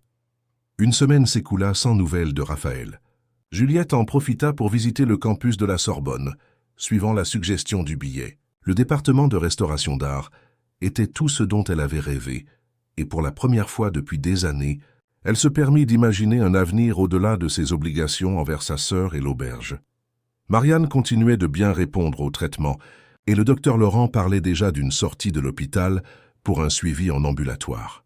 La vie semblait se réorganiser, à l'exception de l'absence du maître des lieux et de l'incertitude de l'accord qu'ils avaient conclu. Le matin du 10e jour après le départ de Raphaël, Juliette reçut un appel inattendu alors qu'elle rendait visite à Marianne à l'hôpital. « Allô » répondit-elle, surprise par le numéro inconnu. « Mademoiselle Allary ?» La voix de l'autre côté était grave, professionnelle. « Ici, maître Paul Mendès, l'avocat de monsieur de Montignac. Oui, je me souviens de vous. Est-ce qu'il s'est passé quelque chose ? Monsieur de Montignac a eu un incident pendant son séjour à Bruxelles. Rien de grave, juste du stress et de l'épuisement selon les médecins. Il rentre à Paris aujourd'hui et m'a demandé de vous en informer. Je comprends. Merci de m'avoir prévenu, répondit Juliette, surprise par l'inquiétude sincère qu'elle ressentit. Il y a autre chose, poursuivit l'avocat. Monsieur de Montignac m'a demandé de préparer les documents pour le transfert définitif de l'auberge du port à votre nom, indépendamment du reste de l'accord. Les papiers seront prêts à être signés demain. Juliette sentit sa poitrine se serrer. Pourquoi Raphaël lui transférerait-il l'auberge sans exiger l'exécution du contrat? Cela signifie que notre accord est annulé? Il y eut une pause de l'autre côté de la ligne. Je n'ai pas l'autorisation de discuter des termes du contrat personnel entre vous. Je vous suggère de parler directement avec monsieur de Montignac à son retour. Après avoir raccroché, Juliette regarda Marianne, qui l'observait avec curiosité. Qui était-ce? L'avocat de Raphaël. Il rentre de voyage aujourd'hui. Et ça te perturbe à ce point, pourquoi? Demanda Marianne en haussant un sourcil. Je ne suis pas perturbée, se défendit Juliette sans convaincre. Je te connais mieux que personne. Je sais quand quelque chose ne va pas. Et depuis que nous sommes à Paris, tu es différente. Marianne prit la main de sa sœur. Que se passe-t-il entre toi et cet homme? Juliette soupira, s'asseyant au bord du lit. Elle ne pouvait plus cacher la vérité à Marianne. J'ai passé un accord avec lui, Marianne. Un contrat. Quel genre de contrat? Le genre qui... Juliette hésita, cherchant les mots justes. Le genre qui garantit que l'auberge reste à nous, que ton traitement continue et qu'en échange, je lui donne un héritier. Les yeux de Marianne s'écarquillèrent de choc. Tu es en train de me dire que tu as accepté d'avoir un enfant avec un homme que tu connais à peine, comme une sorte de... transaction commerciale? Juliette acquiesça, sentant le poids de la honte. Nous n'avions pas le choix, Marianne. L'auberge allait être vendue. Ton traitement était en danger et il a offert une solution. Des larmes commencèrent à couler sur le visage de Marianne. À cause de moi? Tu as accepté ça pour moi? Sa voix tremblait d'émotion. Combien de fois encore vas-tu sacrifier ta vie pour la mienne, Juliette? Ce n'est pas un sacrifice, protesta Juliette, même si une partie d'elle savait que c'était exactement ça. C'était une décision pratique. Avoir un enfant, ce n'est pas comme acheter une voiture ou signer un bail. Marianne essuya ses larmes avec colère. Et le pire, c'est que je te connais. Je sais que tu ne ferais pas ça sans commencer à t'impliquer émotionnellement. Le commentaire frappa Juliette comme une flèche en plein cœur. C'était vrai. Malgré toutes ses tentatives pour rester distante et considérer la situation comme purement contractuelle, elle commençait à développer des sentiments pour Raphaël. Des sentiments confus, contradictoires, mais indéniablement réels. C'est compliqué, dit-elle finalement. Il n'est pas ce qu'il semble être. Il y a plus en lui que cette façade froide d'homme d'affaires. Tu t'entends parler? Marianne secoua la tête, incrédule. Tu défends un homme qui t'a proposé un contrat pour engendrer un enfant. Il a perdu sa femme enceinte dans un accident, Marianne. Je pense que ça explique beaucoup de choses sur qui il est aujourd'hui. Marianne prit les mains de sa sœur, son regard intense. Promets-moi une chose. Promets-moi que tu ne continueras pas avec ça, à moins que ce ne soit ce que tu veux vraiment. Pas pour moi, pas pour l'auberge, pas pour un contrat, mais pour toi. Avant que Juliette ne puisse répondre, son téléphone sonna de nouveau. Ça a été Janine. Mademoiselle Juliette, monsieur de Montignac vient d'arriver et a demandé si vous seriez à la maison pour le dîner. Oui, j'y serai, répondit-elle en raccrochant. Elle se tourna vers sa sœur avec un sourire forcé. Je dois y aller. On en reparle demain, d'accord? Jus, l'appela Marianne alors qu'elle était déjà à la porte. Souviens-toi de ta promesse. De retour à la demeure, Juliette sentit une anxiété croissante. Que dirait-elle à Raphaël? Comment réagirait-elle en le voyant? Maintenant qu'elle connaissait la tragédie de son passé. Et plus importante encore, que voulait-elle vraiment de cette relation? En entrant, elle trouva la maison en effervescence. Le personnel se déplaçait rapidement, préparant ce qui semblait être un dîner élaboré. Janine coordonnait tout avec une efficacité militaire. « Ah, mademoiselle, quel bonheur que vous soyez arrivée. Monsieur de Montignac a demandé que le dîner soit servi à 20 heures. J'ai préparé votre robe préférée et j'ai sélectionné quelques bijoux qu'il a choisis. »« Ma robe préférée ?» répéta Juliette confuse. « Oui, la bleue marine que vous portiez lors du dernier dîner avec lui. Monsieur de Montignac a commenté qu'elle vous allait particulièrement bien. » Juliette sentit son visage s'échauffer. La pensée que Raphaël ait remarqué et se soit souvenu de ce détail lui causait une émotion qu'elle ne voulait pas examiner de trop près. À 20 heures précises, Juliette descendit les escaliers, vêtue de la robe mentionnée mais sans les bijoux suggérés. À la place, elle opta pour le seul ornement qu'elle portait toujours, un simple collier en argent avec un pendentif en forme de coquillage, un cadeau de sa mère. Raphaël l'attendait dans le salon. Il semblait plus mince et il y avait une ombre de fatigue sur son visage, mais sa posture impeccable et ses yeux perçants étaient les mêmes. Il portait un costume sombre plus décontracté que d'habitude, sans cravate, avec la chemise blanche ouverte au premier bouton. « Bonsoir. »« Juliette » la salua-t-il, sa voix trahissant une touche de nervosité inhabituelle. « J'espère que le dîner ne vous dérange pas. J'ai senti que nous devions parler. »« J'ai appris que vous aviez été malade, » répondit-elle en l'observant attentivement. « Vous allez mieux ?»« Rien de grave. Surmenage, selon les médecins. » Il sourit légèrement. Apparemment, même les milliardaires ne sont pas à l'abri du stress. Il y avait quelque chose de différent en lui. Une vulnérabilité qui n'était pas là avant, comme si la barrière qu'il maintenait érigée s'était un peu fissurée pendant son absence. « Maître Paul m'a appelé, » dit Juliette, décidant d'aller droit au but. Il a mentionné quelque chose à propos du transfert définitif de l'auberge. Raphaël acquiesça, lui indiquant de s'asseoir. « Oui, j'ai pensé que ce serait la chose à faire. Indépendamment de tout autre accord entre nous. Pourquoi ?» demanda Juliette en l'observant attentivement. Il prit une profonde inspiration avant de répondre. « Parce que pendant ces jours à Bruxelles, j'ai eu le temps de réfléchir. Sur le contrat, sur mes motivations, sur vous. » Et il fit une pause, choisissant soigneusement ses mots. « J'ai réalisé que je répétais des schémas du passé. J'essayais de tout contrôler, les gens et les choses autour de moi, comme si cela pouvait empêcher l'imprévu de se reproduire. » Juliette sentit son cœur s'accélérer. Raphaël n'avait jamais été aussi direct sur ses sentiments. Et vous êtes arrivé à une conclusion. Oui, que je ne peux pas vous forcer à respecter un accord qui a été conclu sous pression. L'auberge vous revient de droit, en tant que fille d'Auguste. Et pour le reste? Il la regarda droit dans les yeux. Si cela doit arriver, ce doit être parce que nous le voulons tous les deux, non parce qu'un papier l'exige. La sincérité de ses paroles la prit au dépourvu. Ce n'était pas le Raphaël calculateur et froid qui avait proposé le contrat des semaines auparavant.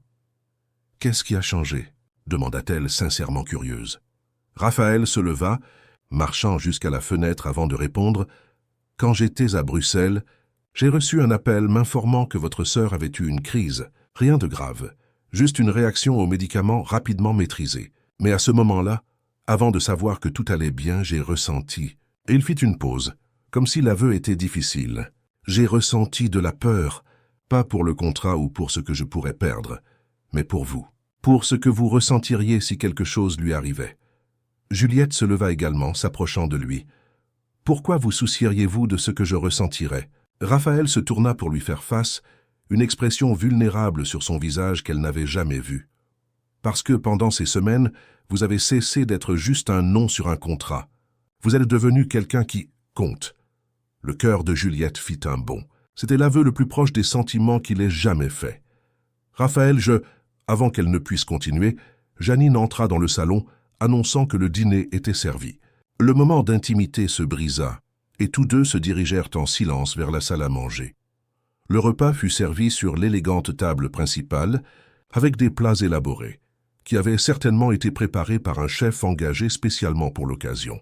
La conversation coula de manière étonnamment facile, Raphaël racontant les défis de ses négociations à Bruxelles et Juliette le mettant au courant des progrès de Marianne. Ce n'est que pendant le dessert que Raphaël reprit le sujet interrompu. « Juliette, je veux que vous sachiez que j'ai déchiré ma copie du contrat. » Elle le fixa, choquée. « Vous avez fait quoi ?»« Je l'ai déchiré. Il n'existe plus. L'auberge du port est à vous sans condition. Le traitement de Marianne continuera aussi longtemps que nécessaire, également sans contrepartie. Mais, pourquoi ?» Juliette ne parvenait pas à comprendre un tel changement.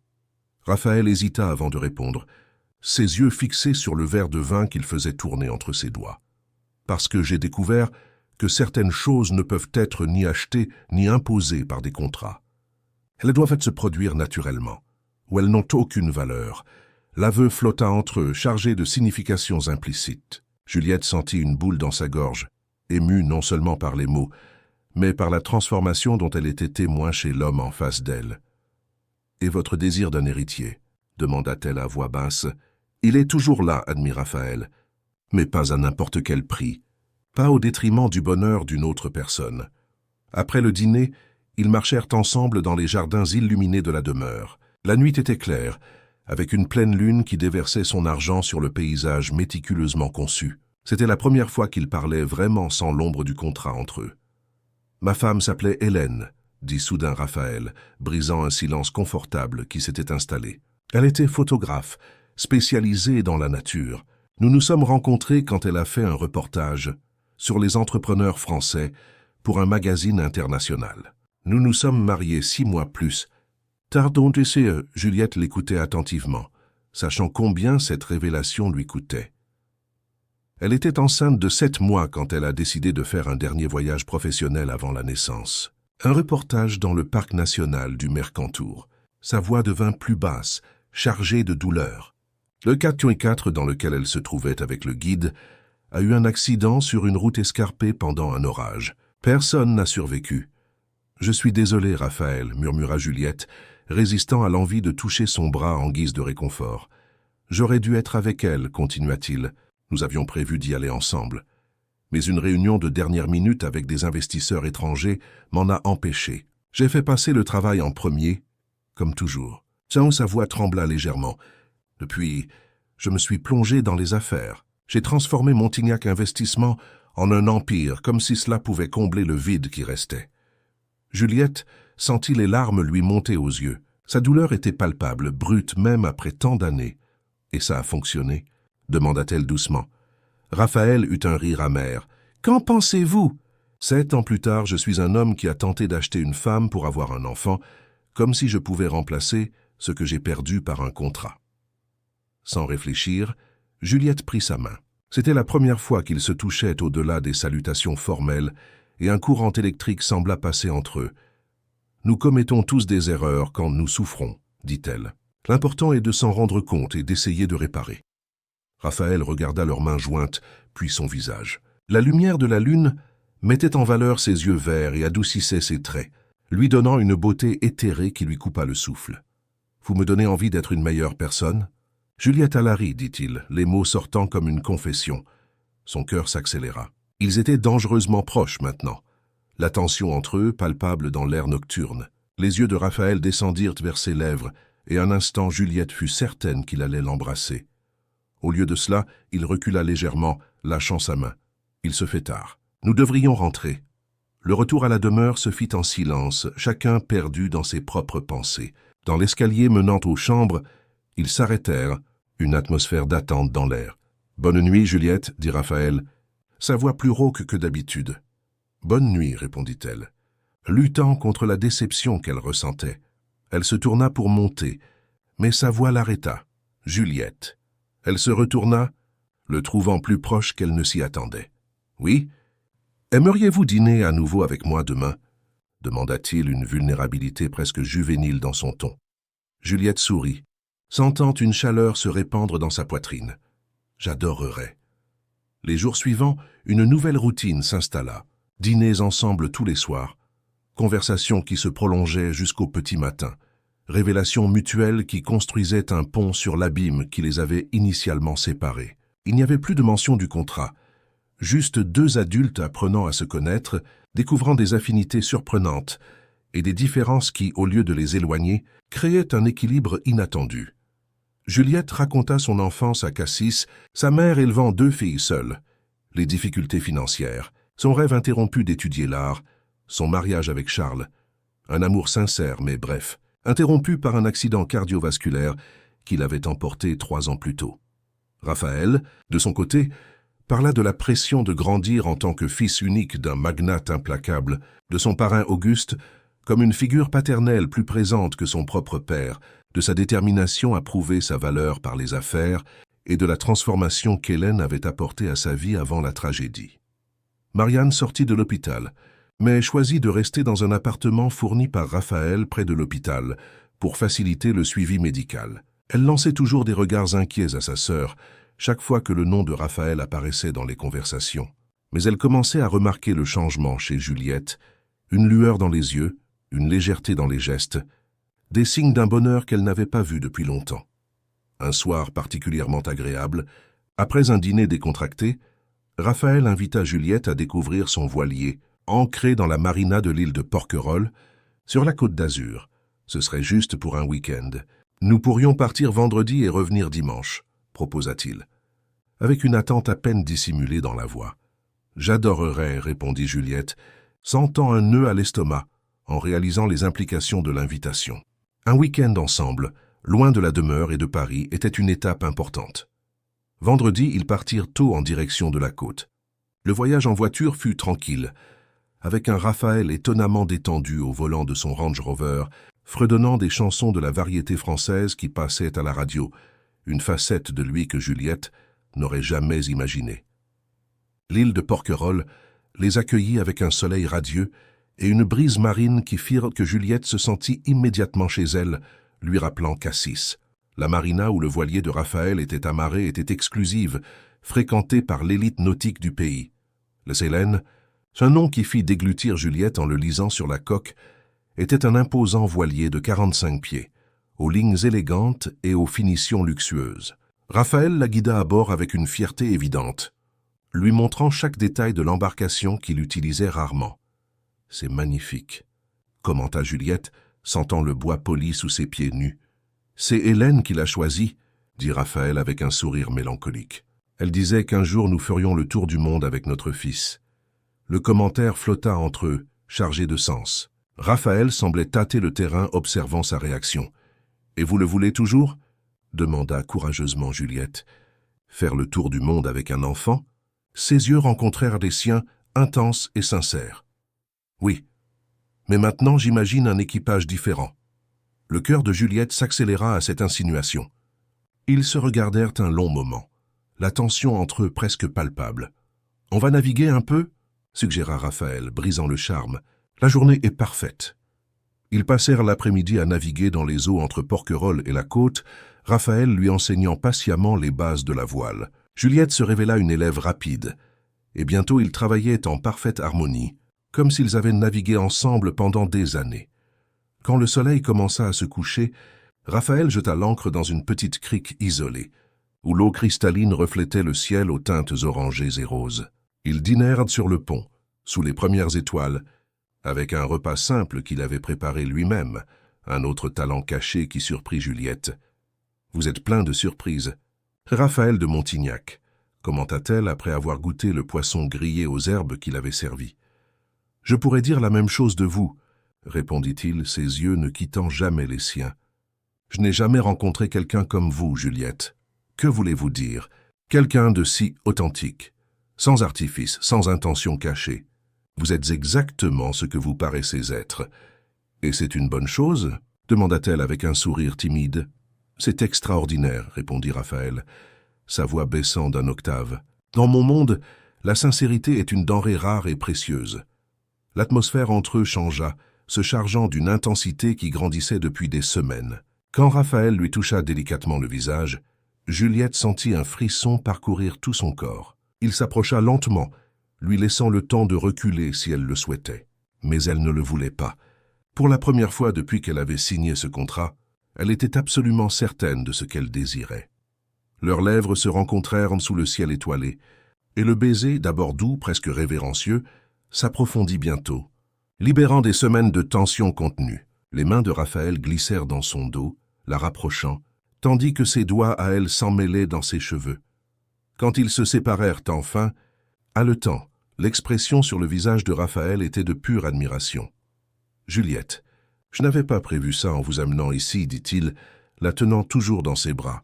Je veux que vous sachiez qu'il n'y a plus de contrat, plus d'obligation. Ce qui se passera entre nous doit être parce que nous le désirons tous les deux, pour aucune autre raison. » Elle sourit, lui touchant tendrement le visage. « Ce que je désire, Raphaël de Montignac, c'est vous. Pas le milliardaire, pas l'homme des contrats, mais vous, l'homme qui navigue au coucher du soleil, qui se souvient de ma robe préférée, qui se soucie de ma sœur même sans y être obligé. Cette nuit-là, sous les étoiles et bercés par le doux balancement du voilier, Juliette et Raphaël se donnèrent l'un à l'autre, non pas comme les parties d'un accord commercial, mais comme un homme et une femme qui, contre toute attente, avaient retrouvé quelque chose de rare et de précieux. Une chance de recommencer, de guérir d'anciennes blessures, de construire quelque chose de nouveau sur les décombres de vie marqués par la perte. Le retour à Paris ramena Juliette et Raphaël à la réalité, mais quelque chose de fondamental avait changé entre eux. Le week-end sur le voilier avait marqué le début d'une relation authentique construite sur des bases très différentes du contrat qui les avait initialement unis. Dans la demeure de Neuilly-sur-Seine, Juliette ne retourna pas dans sa chambre séparée. À l'invitation de Raphaël, elle s'installa dans la suite principale, officialisant ce que leur cœur avait déjà décidé. Marianne fut la première à remarquer le changement lorsque Juliette lui rendit visite dans l'appartement près de l'hôpital. « Tu es différente », commenta-t-elle, observant attentivement sa sœur. « Il y a une lueur en toi que je n'avais pas vue depuis des années. » Juliette sourit, incapable de cacher le bonheur qu'elle ressentait. « Les choses ont changé, Marianne. Entre Raphaël et moi, je veux dire. Ce n'est plus un contrat, c'est réel. » Marianne étudia le visage de sa sœur avec un mélange de joie et d'inquiétude. « Tu es tombée amoureuse de lui. Ce n'était pas une question. » Mais Juliette acquiesça quand même. « C'est arrivé naturellement. Il n'est pas celui que nous pensions, Marianne. Derrière cette façade froide, il y a un homme qui a subi des pertes énormes et qui a construit des murs autour de son cœur. Mais peu à peu, ces murs s'effondrent. Et lui aussi est amoureux de toi ?» demanda Marianne, toujours méfiante. Juliette hésita un instant. « Je pense que oui. Il ne l'a pas dit avec ces mots, mais il le montre de tant d'autres manières. » Elle sourit en se souvenant des petits gestes d'affection, des conversations intimes jusqu'à tard dans la nuit, de la façon dont il la regardait, quand il pensait qu'elle ne le remarquait pas. « Je suis heureuse pour toi. » dit finalement Marianne en serrant la main de sa sœur. « J'ai juste peur que tu sois blessée. » Vous venez de mondes si différents. C'est peut-être justement pour ça que nous nous complétons, répondit Juliette, avec une conviction qui la surprit elle-même. Les semaines suivantes furent comme un rêve pour Juliette. Pendant la journée, alors que Raphaël travaillait, elle se consacrait à la planification de la réouverture de l'auberge, à Cassis, maintenant libre de dettes, et à la reprise de ses études de restauration d'art à la Sorbonne, où elle avait obtenu une place pour le semestre suivant. Le soir, elle partageait ses projets et ses rêves avec Raphaël, recevant de lui non seulement un soutien, mais aussi des idées et des suggestions précieuses, basées sur son expérience des affaires. L'auberge du port bénéficierait d'une rénovation complète, conservant son charme historique, mais avec des installations modernisées pour attirer un public plus sophistiqué. Juliette insistait cependant pour préserver l'essence accueillante et familiale qui avait toujours été la marque de fabrique du lieu. « Je ne veux pas la transformer en un autre hôtel de luxe impersonnel », expliqua-t-elle à Raphaël alors qu'ils examinaient les plans de rénovation. Ce qui a toujours différencié notre auberge, c'est la chaleur humaine, le sentiment d'être chez soi-même loin de la maison. C'est exactement ce qui la rendra unique, acquiesça-t-il, admirant sa passion pour le projet. Le luxe, aujourd'hui, tout le monde peut l'offrir. L'authenticité est le véritable atout. Leur relation s'épanouissait, construite sur une base de respect mutuel et d'admiration sincère. Raphaël trouvait en Juliette une simplicité et une honnêteté rafraîchissantes, après des années passées à naviguer dans les eaux troubles du monde des affaires. Elle, de son côté, découvrait en lui des couches de sensibilité et de profondeur que le Raphaël des contrats n'avait jamais révélées. Un soir particulièrement spécial, 2 mois après le week-end sur le voilier, Raphaël l'a surpris avec un dîner aux chandelles sur le toit-terrasse de la demeure, avec vue sur tout Paris. Sous un ciel étoilé et entouré de dizaines d'orchidées, les fleurs préférées de Juliette, il prononça enfin les mots qu'elle attendait secrètement d'entendre. « Je t'aime. »« Juliette Allary, » dit-il en tenant ses mains sur la table, « je n'aurais jamais imaginé pouvoir ressentir cela à nouveau. Tu as ramené de la couleur dans ma vie, alors que je ne voyais plus qu'en noir et blanc. Des larmes de bonheur brillèrent dans les yeux verts de Juliette. Je t'aime aussi, Raphaël, plus que je n'aurais jamais cru possible. » Cette nuit-là, sous les étoiles de Paris, ils scellèrent leur amour par un baiser qui promettait un avenir ensemble. Non par contrat ou obligation, mais par choix. Le bonheur, cependant, vient rarement sans défi. Le premier se présenta sous la forme de Vincent Almeida, vice-président de Montignac Investissement et ami de longue date de Raphaël. Lors d'un dîner d'affaires à la demeure, auquel Juliette assista en tant qu'hôtesse, Vincent ne prit pas la peine de cacher son mécontentement face à leur relation. « Raphaël, nous devons discuter de l'impact de ces changements dans ta vie personnelle sur les affaires, » commenta-t-il, lorsqu'ils se retrouvèrent enfin seuls dans le bureau après le dîner, les portes entr'ouvertes. « Les investisseurs sont inquiets. D'abord le testament d'Auguste révélant une héritière inconnue. Maintenant tu es impliqué sentimentalement avec elle. Ça semble suspect, tu dois l'admettre. Ma vie personnelle n'est pas un sujet de discussion pour les conseils d'administration. » Vincent, répondit froidement Raphaël. Si ce n'était que ta vie personnelle, je serais d'accord. Mais nous parlons de la fille illégitime d'Auguste, héritière de 15% des actions, qui a mystérieusement fini dans ton lit.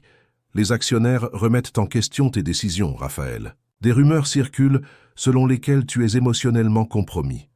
Sans qu'ils s'en aperçoivent, Juliette s'était approchée suffisamment pour entendre la conversation. Les mots de Vincent la frappèrent comme une gifle, ravivant toutes les insécurités qu'elle avait commencé à surmonter. « Et ne le suis-je pas ?» La voix de Raphaël sonna comme un défi. « Oui, je suis émotionnellement engagé, et cela fait de moi un homme meilleur et un dirigeant plus équilibré. Juliette n'est pas un risque pour l'entreprise, Vincent. Elle a eu la meilleure chose qui me soit arrivée depuis des années. » La défense passionnée de Raphaël réchauffa le cœur de Juliette, mais les graines du doute avaient déjà été semées. Elle s'éloigna silencieusement, avant qu'il ne puisse remarquer sa présence, perturbée par la conversation qu'elle avait entendue. Plus tard dans la nuit, lorsque Raphaël la rejoignit au lit, Juliette restait pensive. « Quelque chose ne va pas ?» demanda-t-il, remarquant son silence. « Raphaël, penses-tu que je nuis à ton image professionnelle ?» demanda-t-elle directement. Il fronça les sourcils, surpris. « Pourquoi demanderais-tu ça ? J'ai entendu une partie de ta conversation avec Vincent. Sur les investisseurs qui s'inquiètent de notre relation, sur le fait que ça semble suspect, » Raphaël soupira, la prenant dans ses bras. Vincent est un dinosaure de l'entreprise qui croit encore que les PDG doivent être des machines sans émotion. Ne l'écoute pas. Les seuls investisseurs inquiets sont ceux qui préféraient me voir manipulable et solitaire, uniquement concentré sur les profits. Mais il y a une part de vérité dans ce qu'il a dit. Je suis la fille illégitime d'Auguste, héritière d'une partie de l'entreprise. Les gens pourraient penser que je suis avec toi par intérêt. Et depuis quand nous soucions-nous de ce que les gens pensent ? Raphaël sourit, lui embrassant le front. Je sais qui tu es, Juliette. Je sais que tu as rejeté mon argent même quand tu en avais le plus besoin. Je sais que tu continues à vouloir travailler et étudier au lieu de simplement profiter de ma fortune. Ceux qui comptent connaissent la vérité sur toi. Ces paroles calmèrent momentanément ses inquiétudes, mais l'épisode avait laissé une marque. Pour la première fois, Juliette percevait clairement le gouffre social qui les séparait et les obstacles qu'ils auraient encore à affronter. Quelques jours plus tard, alors que Raphaël était en voyage d'affaires à New York, Juliette reçut une visite inattendue à la demeure. Janine annonça la présence d'une dame qui refusait de s'identifier ou de prendre rendez-vous, insistant sur le fait qu'elle devait voir la femme qui vit avec mon fils. Surprise et appréhensive, Juliette demanda à la gouvernante de conduire la visiteuse au jardin d'hiver où elle la recevrait. Quelques minutes plus tard, elle se retrouva face à Élise de Montignac, la mère de Raphaël, une femme élégante dans la soixantaine, aux cheveux gris impeccablement coiffés et aux yeux de la même intensité perçante que son fils. « Vous êtes donc Juliette Allary », dit Élise, l'étudiant de la tête aux pieds d'un regard critique, la fille d'Auguste qui est apparue de nulle part et a conquis mon fils en un temps record. Madame de Montignac, salua Juliette, gardant son sang-froid malgré l'hostilité évidente. Raphaël n'a pas mentionné que sa mère viendrait lui rendre visite, parce qu'il ne le sait pas. Raphaël et moi avons une relation compliquée. Élise s'assit gracieusement dans un fauteuil, observant toujours Juliette. Je suis venu rencontrer la femme qui a réussi ce que personne d'autre n'a réussi ces 7 dernières années. Pénétrer la forteresse que mon fils a construite autour de son cœur. Juliette s'assit dans le fauteuil opposé, essayant de déchiffrer les intentions de sa visiteuse. Ce n'était pas une conquête planifiée, madame. C'est arrivé naturellement. Élise laissa échapper un rire sec. Rien n'arrive naturellement dans le monde des Montignac, ma chère. Il y a toujours des intérêts, des intentions cachées, des jeux de pouvoir. Ses yeux se plissèrent. Quels sont les vôtres? Je n'ai pas d'intention cachée, répondit Juliette, soutenant le regard de la femme plus âgée. J'aime votre fils. C'est aussi simple que ça. Simple. Élise rit de nouveau avec plus d'amertume. Une jeune femme d'origine modeste, soudainement héritière d'une part significative d'un empire milliardaire, qui finit dans le lit du PDG de ce même empire. Pardonnez-moi si je ne vois pas la simplicité là-dedans. Juliette sentit son visage brûler d'indignation. Vous ne me connaissez pas. Vous ne savez rien de moi ni de ma relation avec Raphaël. J'en sais plus que vous ne l'imaginez, rétorqua Élise, son ton s'adoucissant légèrement. J'ai fait mener une enquête détaillée sur vous. Je sais pour votre auberge à Cassis, votre sœur malade, votre court mariage avec Charles Vasconcelos, votre rêve interrompu d'étudier la restauration d'art. Elle fit une pause. Et je sais aussi que, curieusement, vous avez rejeté toutes les tentatives de Raphaël de vous acheter, avec des cadeaux coûteux, des cartes de crédit illimitées et des bijoux. Juliette fronça les sourcils, confuse par la tournure de la conversation. Si vous savez déjà tout cela, alors vous devez comprendre que je ne suis pas avec Raphaël pour l'argent ou le statut. Élise l'étudia un long moment avant de répondre. Ce que je sais, c'est que mon fils a assez souffert pour plusieurs vies. Quand Hélène et le bébé sont décédés, quelque chose en lui s'est brisé. Il a transformé la douleur en ambition démesurée, en contrôle obsessionnel. Il est devenu comme son père, qui manipulait les vies et les destins comme des pièces sur un échiquier. Ses yeux s'adoucirent. Jusqu'à ce que vous apparaissiez, vous semblez approuver ce que vous voyez, commenta Juliette prudente. Je réserve mon jugement, ma chère, mais j'admets qu'il y a quelque chose de rafraîchissant dans votre honnêteté. Élise se leva, lissant sa robe coûteuse. Je suis venue préparée à affronter une chasseuse de fortune sophistiquée, et je trouve une jeune femme qui semble sincèrement aimer mon fils pour ce qu'il est, pas pour ce qu'il possède. Je l'aime, répéta Juliette, simplement. Nous verrons si cela suffit, répondit Élise en se dirigeant vers la porte.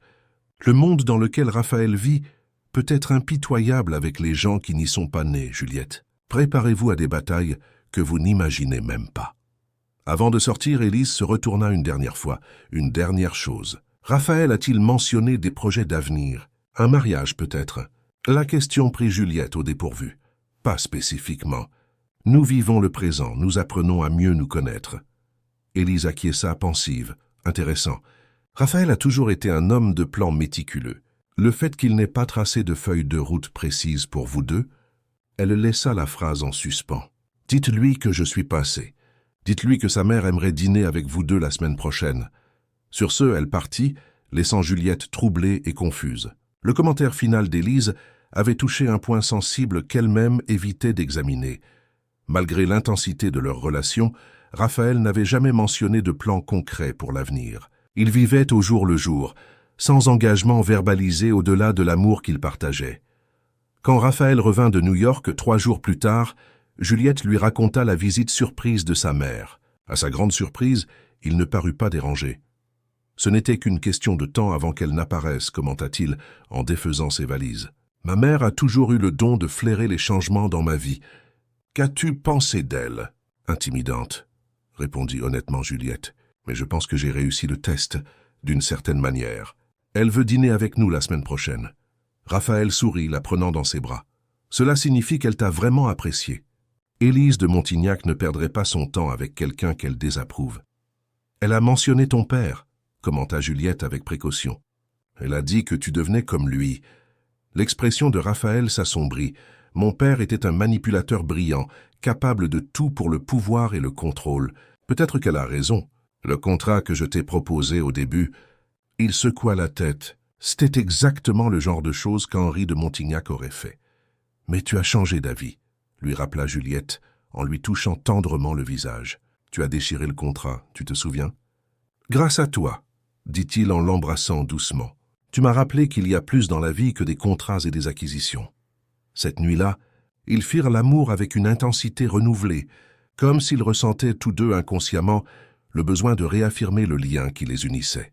Ils s'endormirent dans les bras l'un de l'autre.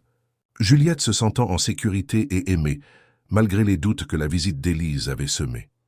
La semaine suivante, cependant ses doutes prendraient une nouvelle dimension. Juliette se réveilla un matin avec une étrange nausée. Au début, elle attribua ce malaise à la tension des derniers jours et à l'anxiété du dîner imminent avec la mère de Raphaël. Mais lorsque le symptôme persista les 3 jours suivants, accompagné maintenant d'une sensibilité inhabituelle au sein, un soupçon commença à se former dans son esprit.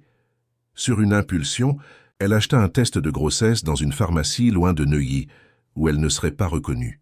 De retour à la demeure, les mains tremblantes, elle fit le test dans la salle de bain de la suite principale, pendant que Raphaël était au travail.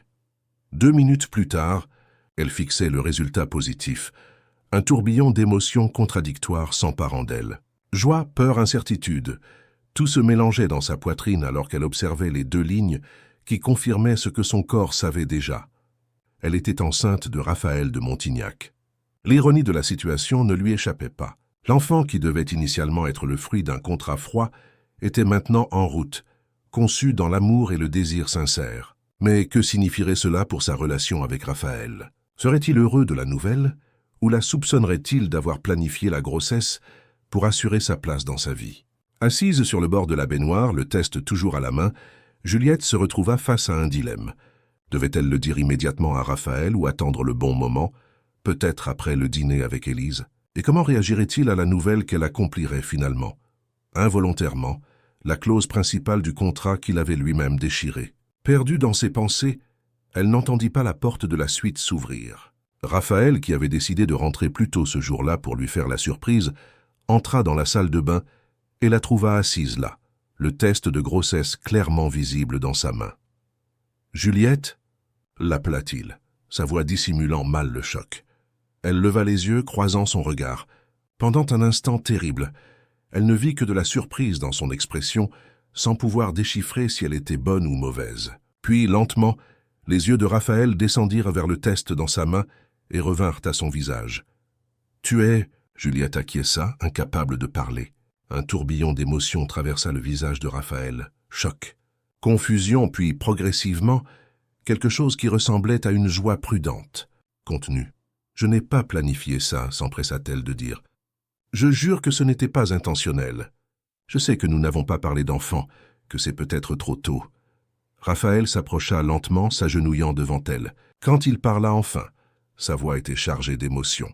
« Juliette, tu me donnes la nouvelle la plus merveilleuse que je pouvais imaginer. »« Vraiment ?» demanda-t-elle, des larmes de soulagement perlant à ses yeux. « Tu ne penses pas que tu es tombée enceinte exprès ?» Il sourit, lui prenant les mains. « Je te connais, Juliette Allary. Je sais que tu ne ferais pas ça. Ironiquement, je respecte le contrat que tu as déchiré, » commenta-t-elle avec un sourire tremblant. Raphaël secoua la tête. « Non, c'est complètement différent. Ce contrat concernait un héritier, une transaction. Ça, » il toucha doucement son ventre encore plat, « ça concerne une famille. Notre famille. » Juliette sentit les larmes couler librement maintenant. « Alors tu es heureux ? Heureux ne commence même pas à décrire ce que je ressens. répondit Raphaël avec une émotion qu'elle avait rarement vue en lui. Je suis aux anges, effrayé, émerveillé, et plus amoureux de toi que je n'aurais jamais cru possible. Il la prit dans ses bras, l'embrassant avec une telle tendresse que Juliette sentit son cœur déborder. Quand ils se séparèrent, Raphaël garda ses mains sur son visage, la regardant avec intensité. « Épouse-moi, Juliette. » La proposition, si soudaine et sincère, la prit complètement au dépourvu. « Quoi? Épouse-moi, répéta-t-il. Pas à cause du bébé, mais parce que je ne peux pas imaginer ma vie sans toi, parce que je veux construire un avenir ensemble, créer notre famille, vieillir à tes côtés, parce que je t'aime plus que je n'ai jamais cru pouvoir aimer quelqu'un à nouveau. » Juliette sentit un bonheur indescriptible se répandre en elle. « Oui, » répondit-elle, avec toute la simplicité et la sincérité qui l'avaient toujours caractérisée. « Oui, Raphaël, je t'épouserai. » À ce moment, enlacé sur le sol de la salle de bain d'une demeure de Neuilly-sur-Seine, avec un test de grossesse encore dans la main de Juliette, ils étaient plus loin que jamais du contrat froid qui les avait initialement unis. Ce qui avait commencé comme une transaction commerciale s'était transformé en une histoire d'amour que même le plus romantique des rêveurs n'aurait pu imaginer. Le dîner avec Élise de Montignac, prévu 2 jours plus tard, prit une signification complètement nouvelle. Désormais, ce ne serait plus seulement la présentation formelle de Juliette comme la petite amie de Raphaël, mais comme sa fiancée et la future mère de son enfant. La nouvelle de la grossesse, cependant, resterait secrète pour le moment, un trésor précieux qu'ils voulaient préserver pour eux seuls encore un peu. Le soir du dîner, alors qu'elle s'apprêtait dans le dressing qu'elle partageait maintenant avec Raphaël, Juliette ne put s'empêcher de remarquer à quel point sa vie avait radicalement changé en quelques mois seulement. De l'auberge au bord de la faillite à Cassis à la demeure de Neuilly, du désespoir pour la santé de sa sœur au bonheur de construire une famille avec l'homme qu'elle aimait, le voyage semblait presque surréaliste. « À quoi penses-tu » demanda Raphaël, ajustant sa cravate devant le miroir. Juliette sourit, croisant son regard dans le reflet, à la façon dont la vie prend des tournants. « Il y a 6 mois, j'étais sur le point de tout perdre. Aujourd'hui tu as tout, » compléta-t-il en se tournant pour l'embrasser. « Et moi aussi. » Le moment de tendresse fut interrompu par le téléphone de Raphaël. Il répondit, fronçant les sourcils en entendant la voix de l'autre côté. « Vincent, nous sommes sur le point de partir dîner, peux-tu faire vite ?» Son visage s'assombrit pendant qu'il écoutait, et Juliette sentit un nœud à l'estomac. Quelque chose n'allait pas. « Je comprends. Non, je ne veux pas discuter de ça par téléphone. Demain matin à l'entreprise. » Il raccrocha toujours avec une expression inquiète. « Qu'est-ce qui s'est passé ?» demanda Juliette. Raphaël hésita avant de répondre. « Il semble que quelqu'un ait fait fuiter une copie de notre contrat original à la presse. L'histoire est sur le point d'être publiée sur un portail d'information à grand tirage. » Juliette sentit son sang se glacer dans ses veines. « Le contrat? Mais tu avais dit que tu l'avais détruit. »« Ma copie, oui. Mais il y en avait d'autres. Une avec Paul, mon avocat. Une autre dans le coffre de l'entreprise. » Il passa la main dans ses cheveux, un geste que Juliette reconnaissait comme un signe de sa profonde préoccupation. Vincent dit que l'article raconte comment le puissant PDG de Montignac Investissement a tenté d'acheter une héritière pour engendrer son fils, la transformant ensuite en sa maîtresse. Les mots frappèrent Juliette comme un coup physique. Tout le bonheur des derniers jours semblait soudain en danger. Qui ferait ça? Et pourquoi? Quelqu'un qui bénéficierait de ma chute, répondit sombrement Raphaël. Vincent a toujours voulu ma place. Ou ce pourrait être l'un des actionnaires mécontents des changements que j'ai mis en œuvre récemment. Qu'allons-nous faire? Demanda Juliette, sa voix trahissant la peur qu'elle ressentait. Raphaël s'approcha, lui tenant fermement les épaules. D'abord, nous allons dîner avec ma mère et lui annoncer nos fiançailles, comme prévu. Demain, j'affronterai Vincent et je découvrirai exactement ce qui se passe. Il sourit, essayant de la rassurer. Ne t'inquiète pas. J'ai déjà affronté des crises pires. Mais alors qu'ils quittèrent la demeure en direction du restaurant où ils devaient retrouver Élise, Juliette ne pouvait chasser le sentiment qu'une tempête approchait et que le conte de fées qu'elle vivait pourrait avoir une fin très différente de ce qu'elle avait imaginé. Le dîner avec Élise de Montignac se déroula dans une atmosphère de tension à peine dissimulée. Bien que Raphaël et Juliette tentent de garder les apparences, le spectre de l'exposition publique imminente du contrat planait sur eux comme un nuage chargé. Élise, Avec sa perspicacité caractéristique, perçut immédiatement que quelque chose n'allait pas. « Vous semblez préoccupé, commenta-t-elle, après que le serveur eut servi le plat principal dans l'élégant restaurant sur le toit de l'un des hôtels les plus exclusifs de Paris. « S'est-il passé quelque chose que je devrais savoir ?» Raphaël et Juliette échangèrent un regard rapide avant qu'ils ne répondent. « Nous avons 2 nouvelles, en fait. Une excellente et une compliquée. » Il prit la main de Juliette sur la table. « La bonne, c'est que j'ai demandé Juliette en mariage et elle a accepté. » Le visage aristocratique d'Élise s'illumina d'un sourire sincère. « Enfin, une décision sensée, mon fils. » Elle leva son verre pour porter un toast. « Bienvenue officiellement dans la famille, Juliette. » J'avoue que j'attendais cette annonce. « Merci, Madame de Montignac, » répondit Juliette avec un sourire timide. « Élise, s'il te plaît, nous sommes de la même famille maintenant. » Elle but une gorgée de vin avant de continuer. « Et la nouvelle compliquée ?» Raphaël prit une profonde inspiration. « Quelqu'un a fait fuiter à la presse un contrat initial que j'avais proposé à Juliette lorsque nous nous sommes rencontrés. Un contrat qui a été annulé il y a des mois, mais qui, hors contexte, pourrait provoquer un scandale considérable. » À la surprise de tous les deux, Élise ne parut ni particulièrement choquée ni inquiète. « Quel genre de contrat exactement ?» demanda-t-elle en haussant un sourcil. « Un accord pour que Juliette porte un enfant pour moi en échange d'avantages financiers, » répondit Raphaël en gardant la voix basse, malgré l'environnement réservé où il se trouvait. C'était une proposition impulsive et terrible, qui heureusement n'a jamais été exécutée. Nous sommes tombés amoureux naturellement. Et le contrat a été annulé bien avant que notre relation ne s'approfondisse. Élise étudia son fils avec une expression mêlant déception et compréhension. « Tu es vraiment devenu ton père pendant un temps, n'est-ce pas ?» Henri adorait réduire les gens et les sentiments à des contrats et des clauses. Elle se tourna vers Juliette. « Et tu as accepté cet accord au départ ?»« Ma sœur était très malade, notre auberge au bord de la faillite, » expliqua Juliette sans détourner le regard. « J'ai fait ce que je pensais nécessaire pour protéger ma famille, mais je n'ai jamais eu l'intention d'exécuter le contrat sans de vrais sentiments impliqués. » Élise acquiesça lentement. 2 personnes désespérées, chacune à sa manière, qui ont trouvé l'amour là où elles s'y attendèrent le moins. Une histoire touchante. Elle sourit avec ironie. « Si elle est bien racontée, bien sûr. »« Comment ça ?» demanda Raphaël intrigué. « Le récit, mon fils. Tout est dans la manière dont l'histoire est racontée. » Élise posa délicatement ses couverts sur son assiette. « Vous réagissez comme des victimes, attendant le coup. Dois-je te rappeler que tu es un Montignac? Notre famille a bâti et détruit des empires avec bien moins que la vérité de notre côté. » Une lueur de compréhension brilla dans les yeux de Raphaël. « Tu suggères que nous prenions les devants?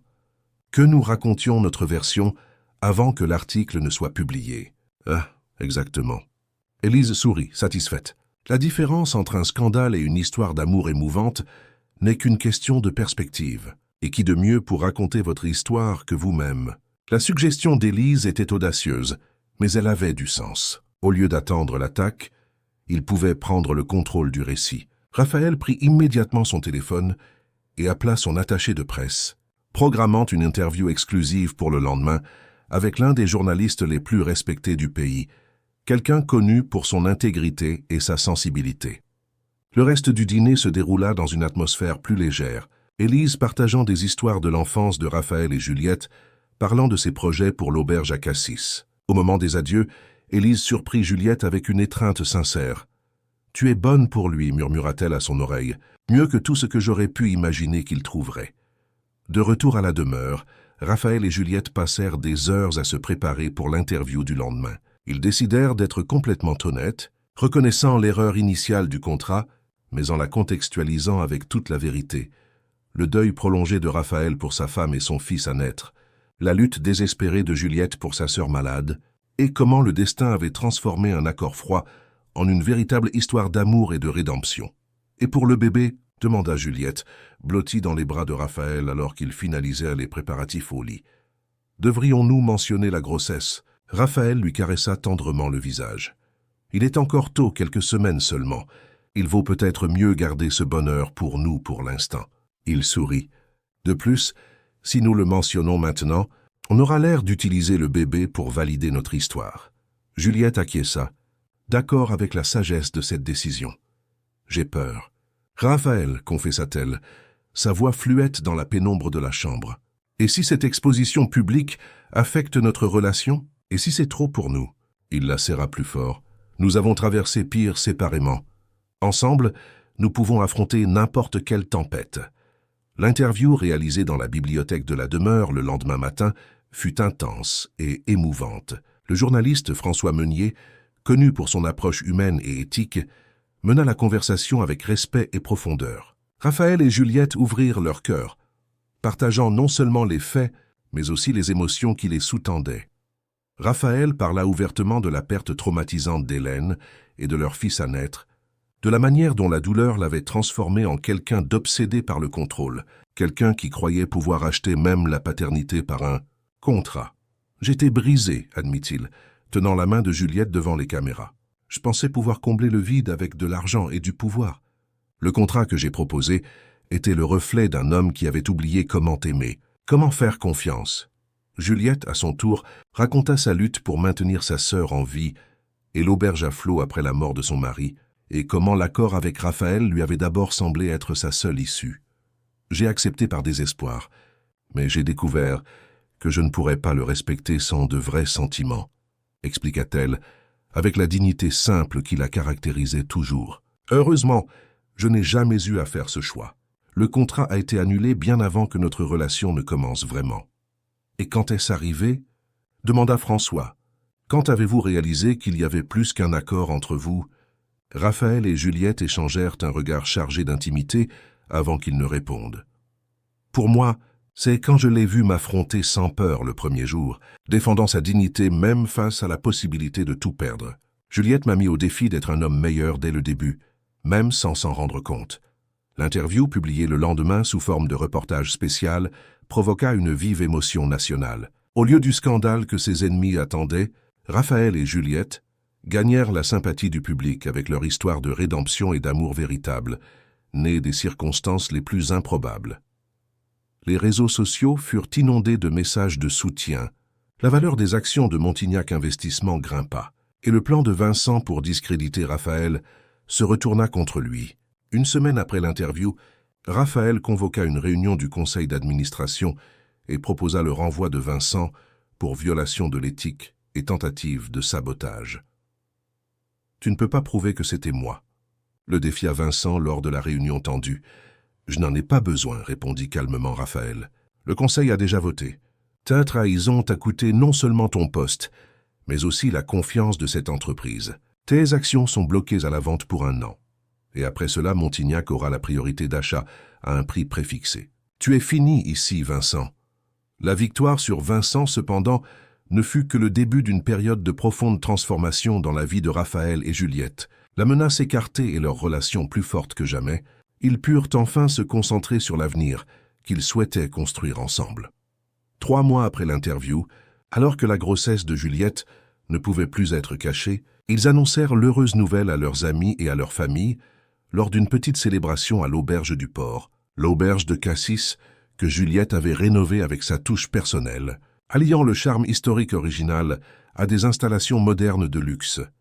Marianne, qui répondait maintenant extraordinairement bien au traitement et retrouvait progressivement sa santé, fut la première à porter un toast au futur neveu ou nièce. « À l'enfant le plus chanceux du monde », déclara-t-elle en levant son verre de jus, « qui naîtra entouré d'un amour véritable. Pas de clause contractuelle. La plaisanterie, possible uniquement parce que la blessure initiale avait cicatrisé, fit rire tout le monde, y compris Raphaël, qui serra Marianne dans ses bras avec une affection sincère. Les 2 familles, si différentes dans leurs origines, commençaient à s'entrelacer dans une nouvelle tapisserie d'affection. Le mariage fut célébré alors que Juliette était enceinte de 5 mois, sur la plage de Cassis, avec le coucher de soleil teignant le ciel d'orange et de rose. Ce fut une cérémonie simple et émouvante, avec peu d'invités, seulement les personnes vraiment importantes dans leur vie. Juliette portait une robe légère qui mettait en valeur son ventre arrondi, ses cheveux ornés de fleurs tropicales. Raphaël, en costume clair sans cravate, avait dans les yeux une lueur que personne qui l'avait connue les années précédentes n'aurait pu reconnaître. « Quand j'ai proposé ce contrat absurde, je pensais ne chercher qu'un héritier, dit-il dans ses vœux, émouvant tous les présents. Mais l'univers, dans son infinie sagesse, a compris que ce dont j'avais vraiment besoin, c'était d'une partenaire, d'une compagne, de quelqu'un qui me rappellerait ce que signifie être vraiment humain. Toi, Juliette Allary, tu n'as pas seulement sauvé ton monde en acceptant ma proposition, mais aussi le mien. Juliette, les larmes aux yeux, répondit. Notre histoire a commencé de la manière la plus improbable, avec un contrat sur papier qui tentait d'encadrer les sentiments dans des clauses. Aujourd'hui, nous signons un contrat très différent, non pas avec de l'encre sur du papier, mais avec nos cœurs et nos âmes. Un contrat d'amour, de confiance et de partenariat qu'aucun avocat ne pourrait rédiger et qu'aucun tribunal ne pourrait annuler. Pendant la réception, qui se tenait dans l'espace extérieur fraîchement rénové de l'auberge du port, Raphaël surprit Juliette avec un cadeau spécial. L'acte de propriété d'un atelier de restauration d'art dans le centre historique de Cassis, où elle pourrait enfin exercer la profession dont elle avait toujours rêvé, en la conciliant avec la maternité et la gestion de l'auberge. Pour que tu n'aies plus jamais à choisir entre tes passions, dit-il en lui remettant les clés. Ton art, notre famille, cet endroit que tu aimes, tu mérites tout. 4 mois plus tard, par une nuit de printemps particulièrement étoilée, naquit Michel Allary de Montignac, un bébé en bonne santé, aux yeux verts comme sa mère, et à l'expression déterminée comme son père. L'accouchement, qui eut lieu dans l'un des meilleurs hôpitaux de Paris, se déroula en présence non seulement de Raphaël, mais aussi de Marianne et d'Élise, formant un cercle d'amour autour de la nouvelle vie qui arrivait. Quand il tint son fils dans ses bras pour la première fois, Raphaël sentit les dernières murailles autour de son cœur s'effondrer complètement. Le garçon qu'il avait rêvé d'engendrer par contrat le fixait maintenant avec des yeux curieux, nés non pas d'un accord commercial, mais d'un amour qui avait défié toutes les probabilités. « Il est parfait », murmura-t-il à Juliette, qui observait la scène avec un sourire épuisé mais radieux. « Tu es parfaite. Nous sommes parfaits ensemble. » Les années suivantes, la famille Allary de Montignac trouva son propre équilibre unique. Raphaël continua de diriger son entreprise, mais avec une nouvelle philosophie qui donnait la priorité non seulement au profit, mais aussi à l'impact social et au bien-être de ses employés. Sous sa direction, Montignac Investissement devint pionnière dans les pratiques d'entreprise humanisées, incluant un congé de paternité prolongé et des programmes de soutien aux employés ayant des membres de leur famille malades, des politiques inspirées par son propre parcours personnel.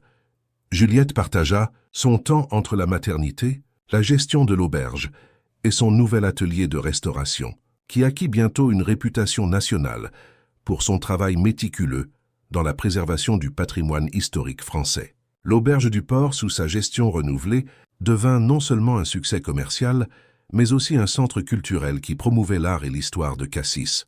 Marianne, complètement rétablie après des années de traitement, prit la direction de la nouvelle fondation Hélène de Montignac, dédiée à la recherche sur les maladies auto-immunes rares et au soutien des patients sans ressources. L'initiative, financée par Raphaël en mémoire de sa première femme, bouclait un cycle de douleur transformé en dessin. Un après-midi particulièrement ensoleillé, 5 ans après cette première réunion tendue chez Montignac Investissement, Raphaël et Juliette se trouvèrent sur la terrasse de l'auberge du port, observant Michel jouer sur le sable de la plage sous le regard attentif de Marianne. « Regrettes-tu » demanda Raphaël, brisant le silence confortable qu'ils partageaient. « Quoi donc » répondit Juliette en se tournant vers lui avec un sourire curieux. « D'avoir signé ce contrat absurde, d'être entré dans ma vie de cette façon. » Juliette entrelaça ses doigts dans les siens, le soleil faisant briller leurs alliances. « Comment pourrais-je regretter le chemin qui nous a menés jusqu'ici ?» Elle sourit, caressant le petit ventre qui commençait à se former de nouveau, encore invisible sous sa robe légère. De plus, techniquement, tu as déchiré le contrat, tu te souviens ? Raphaël rit, la rapprochant de lui.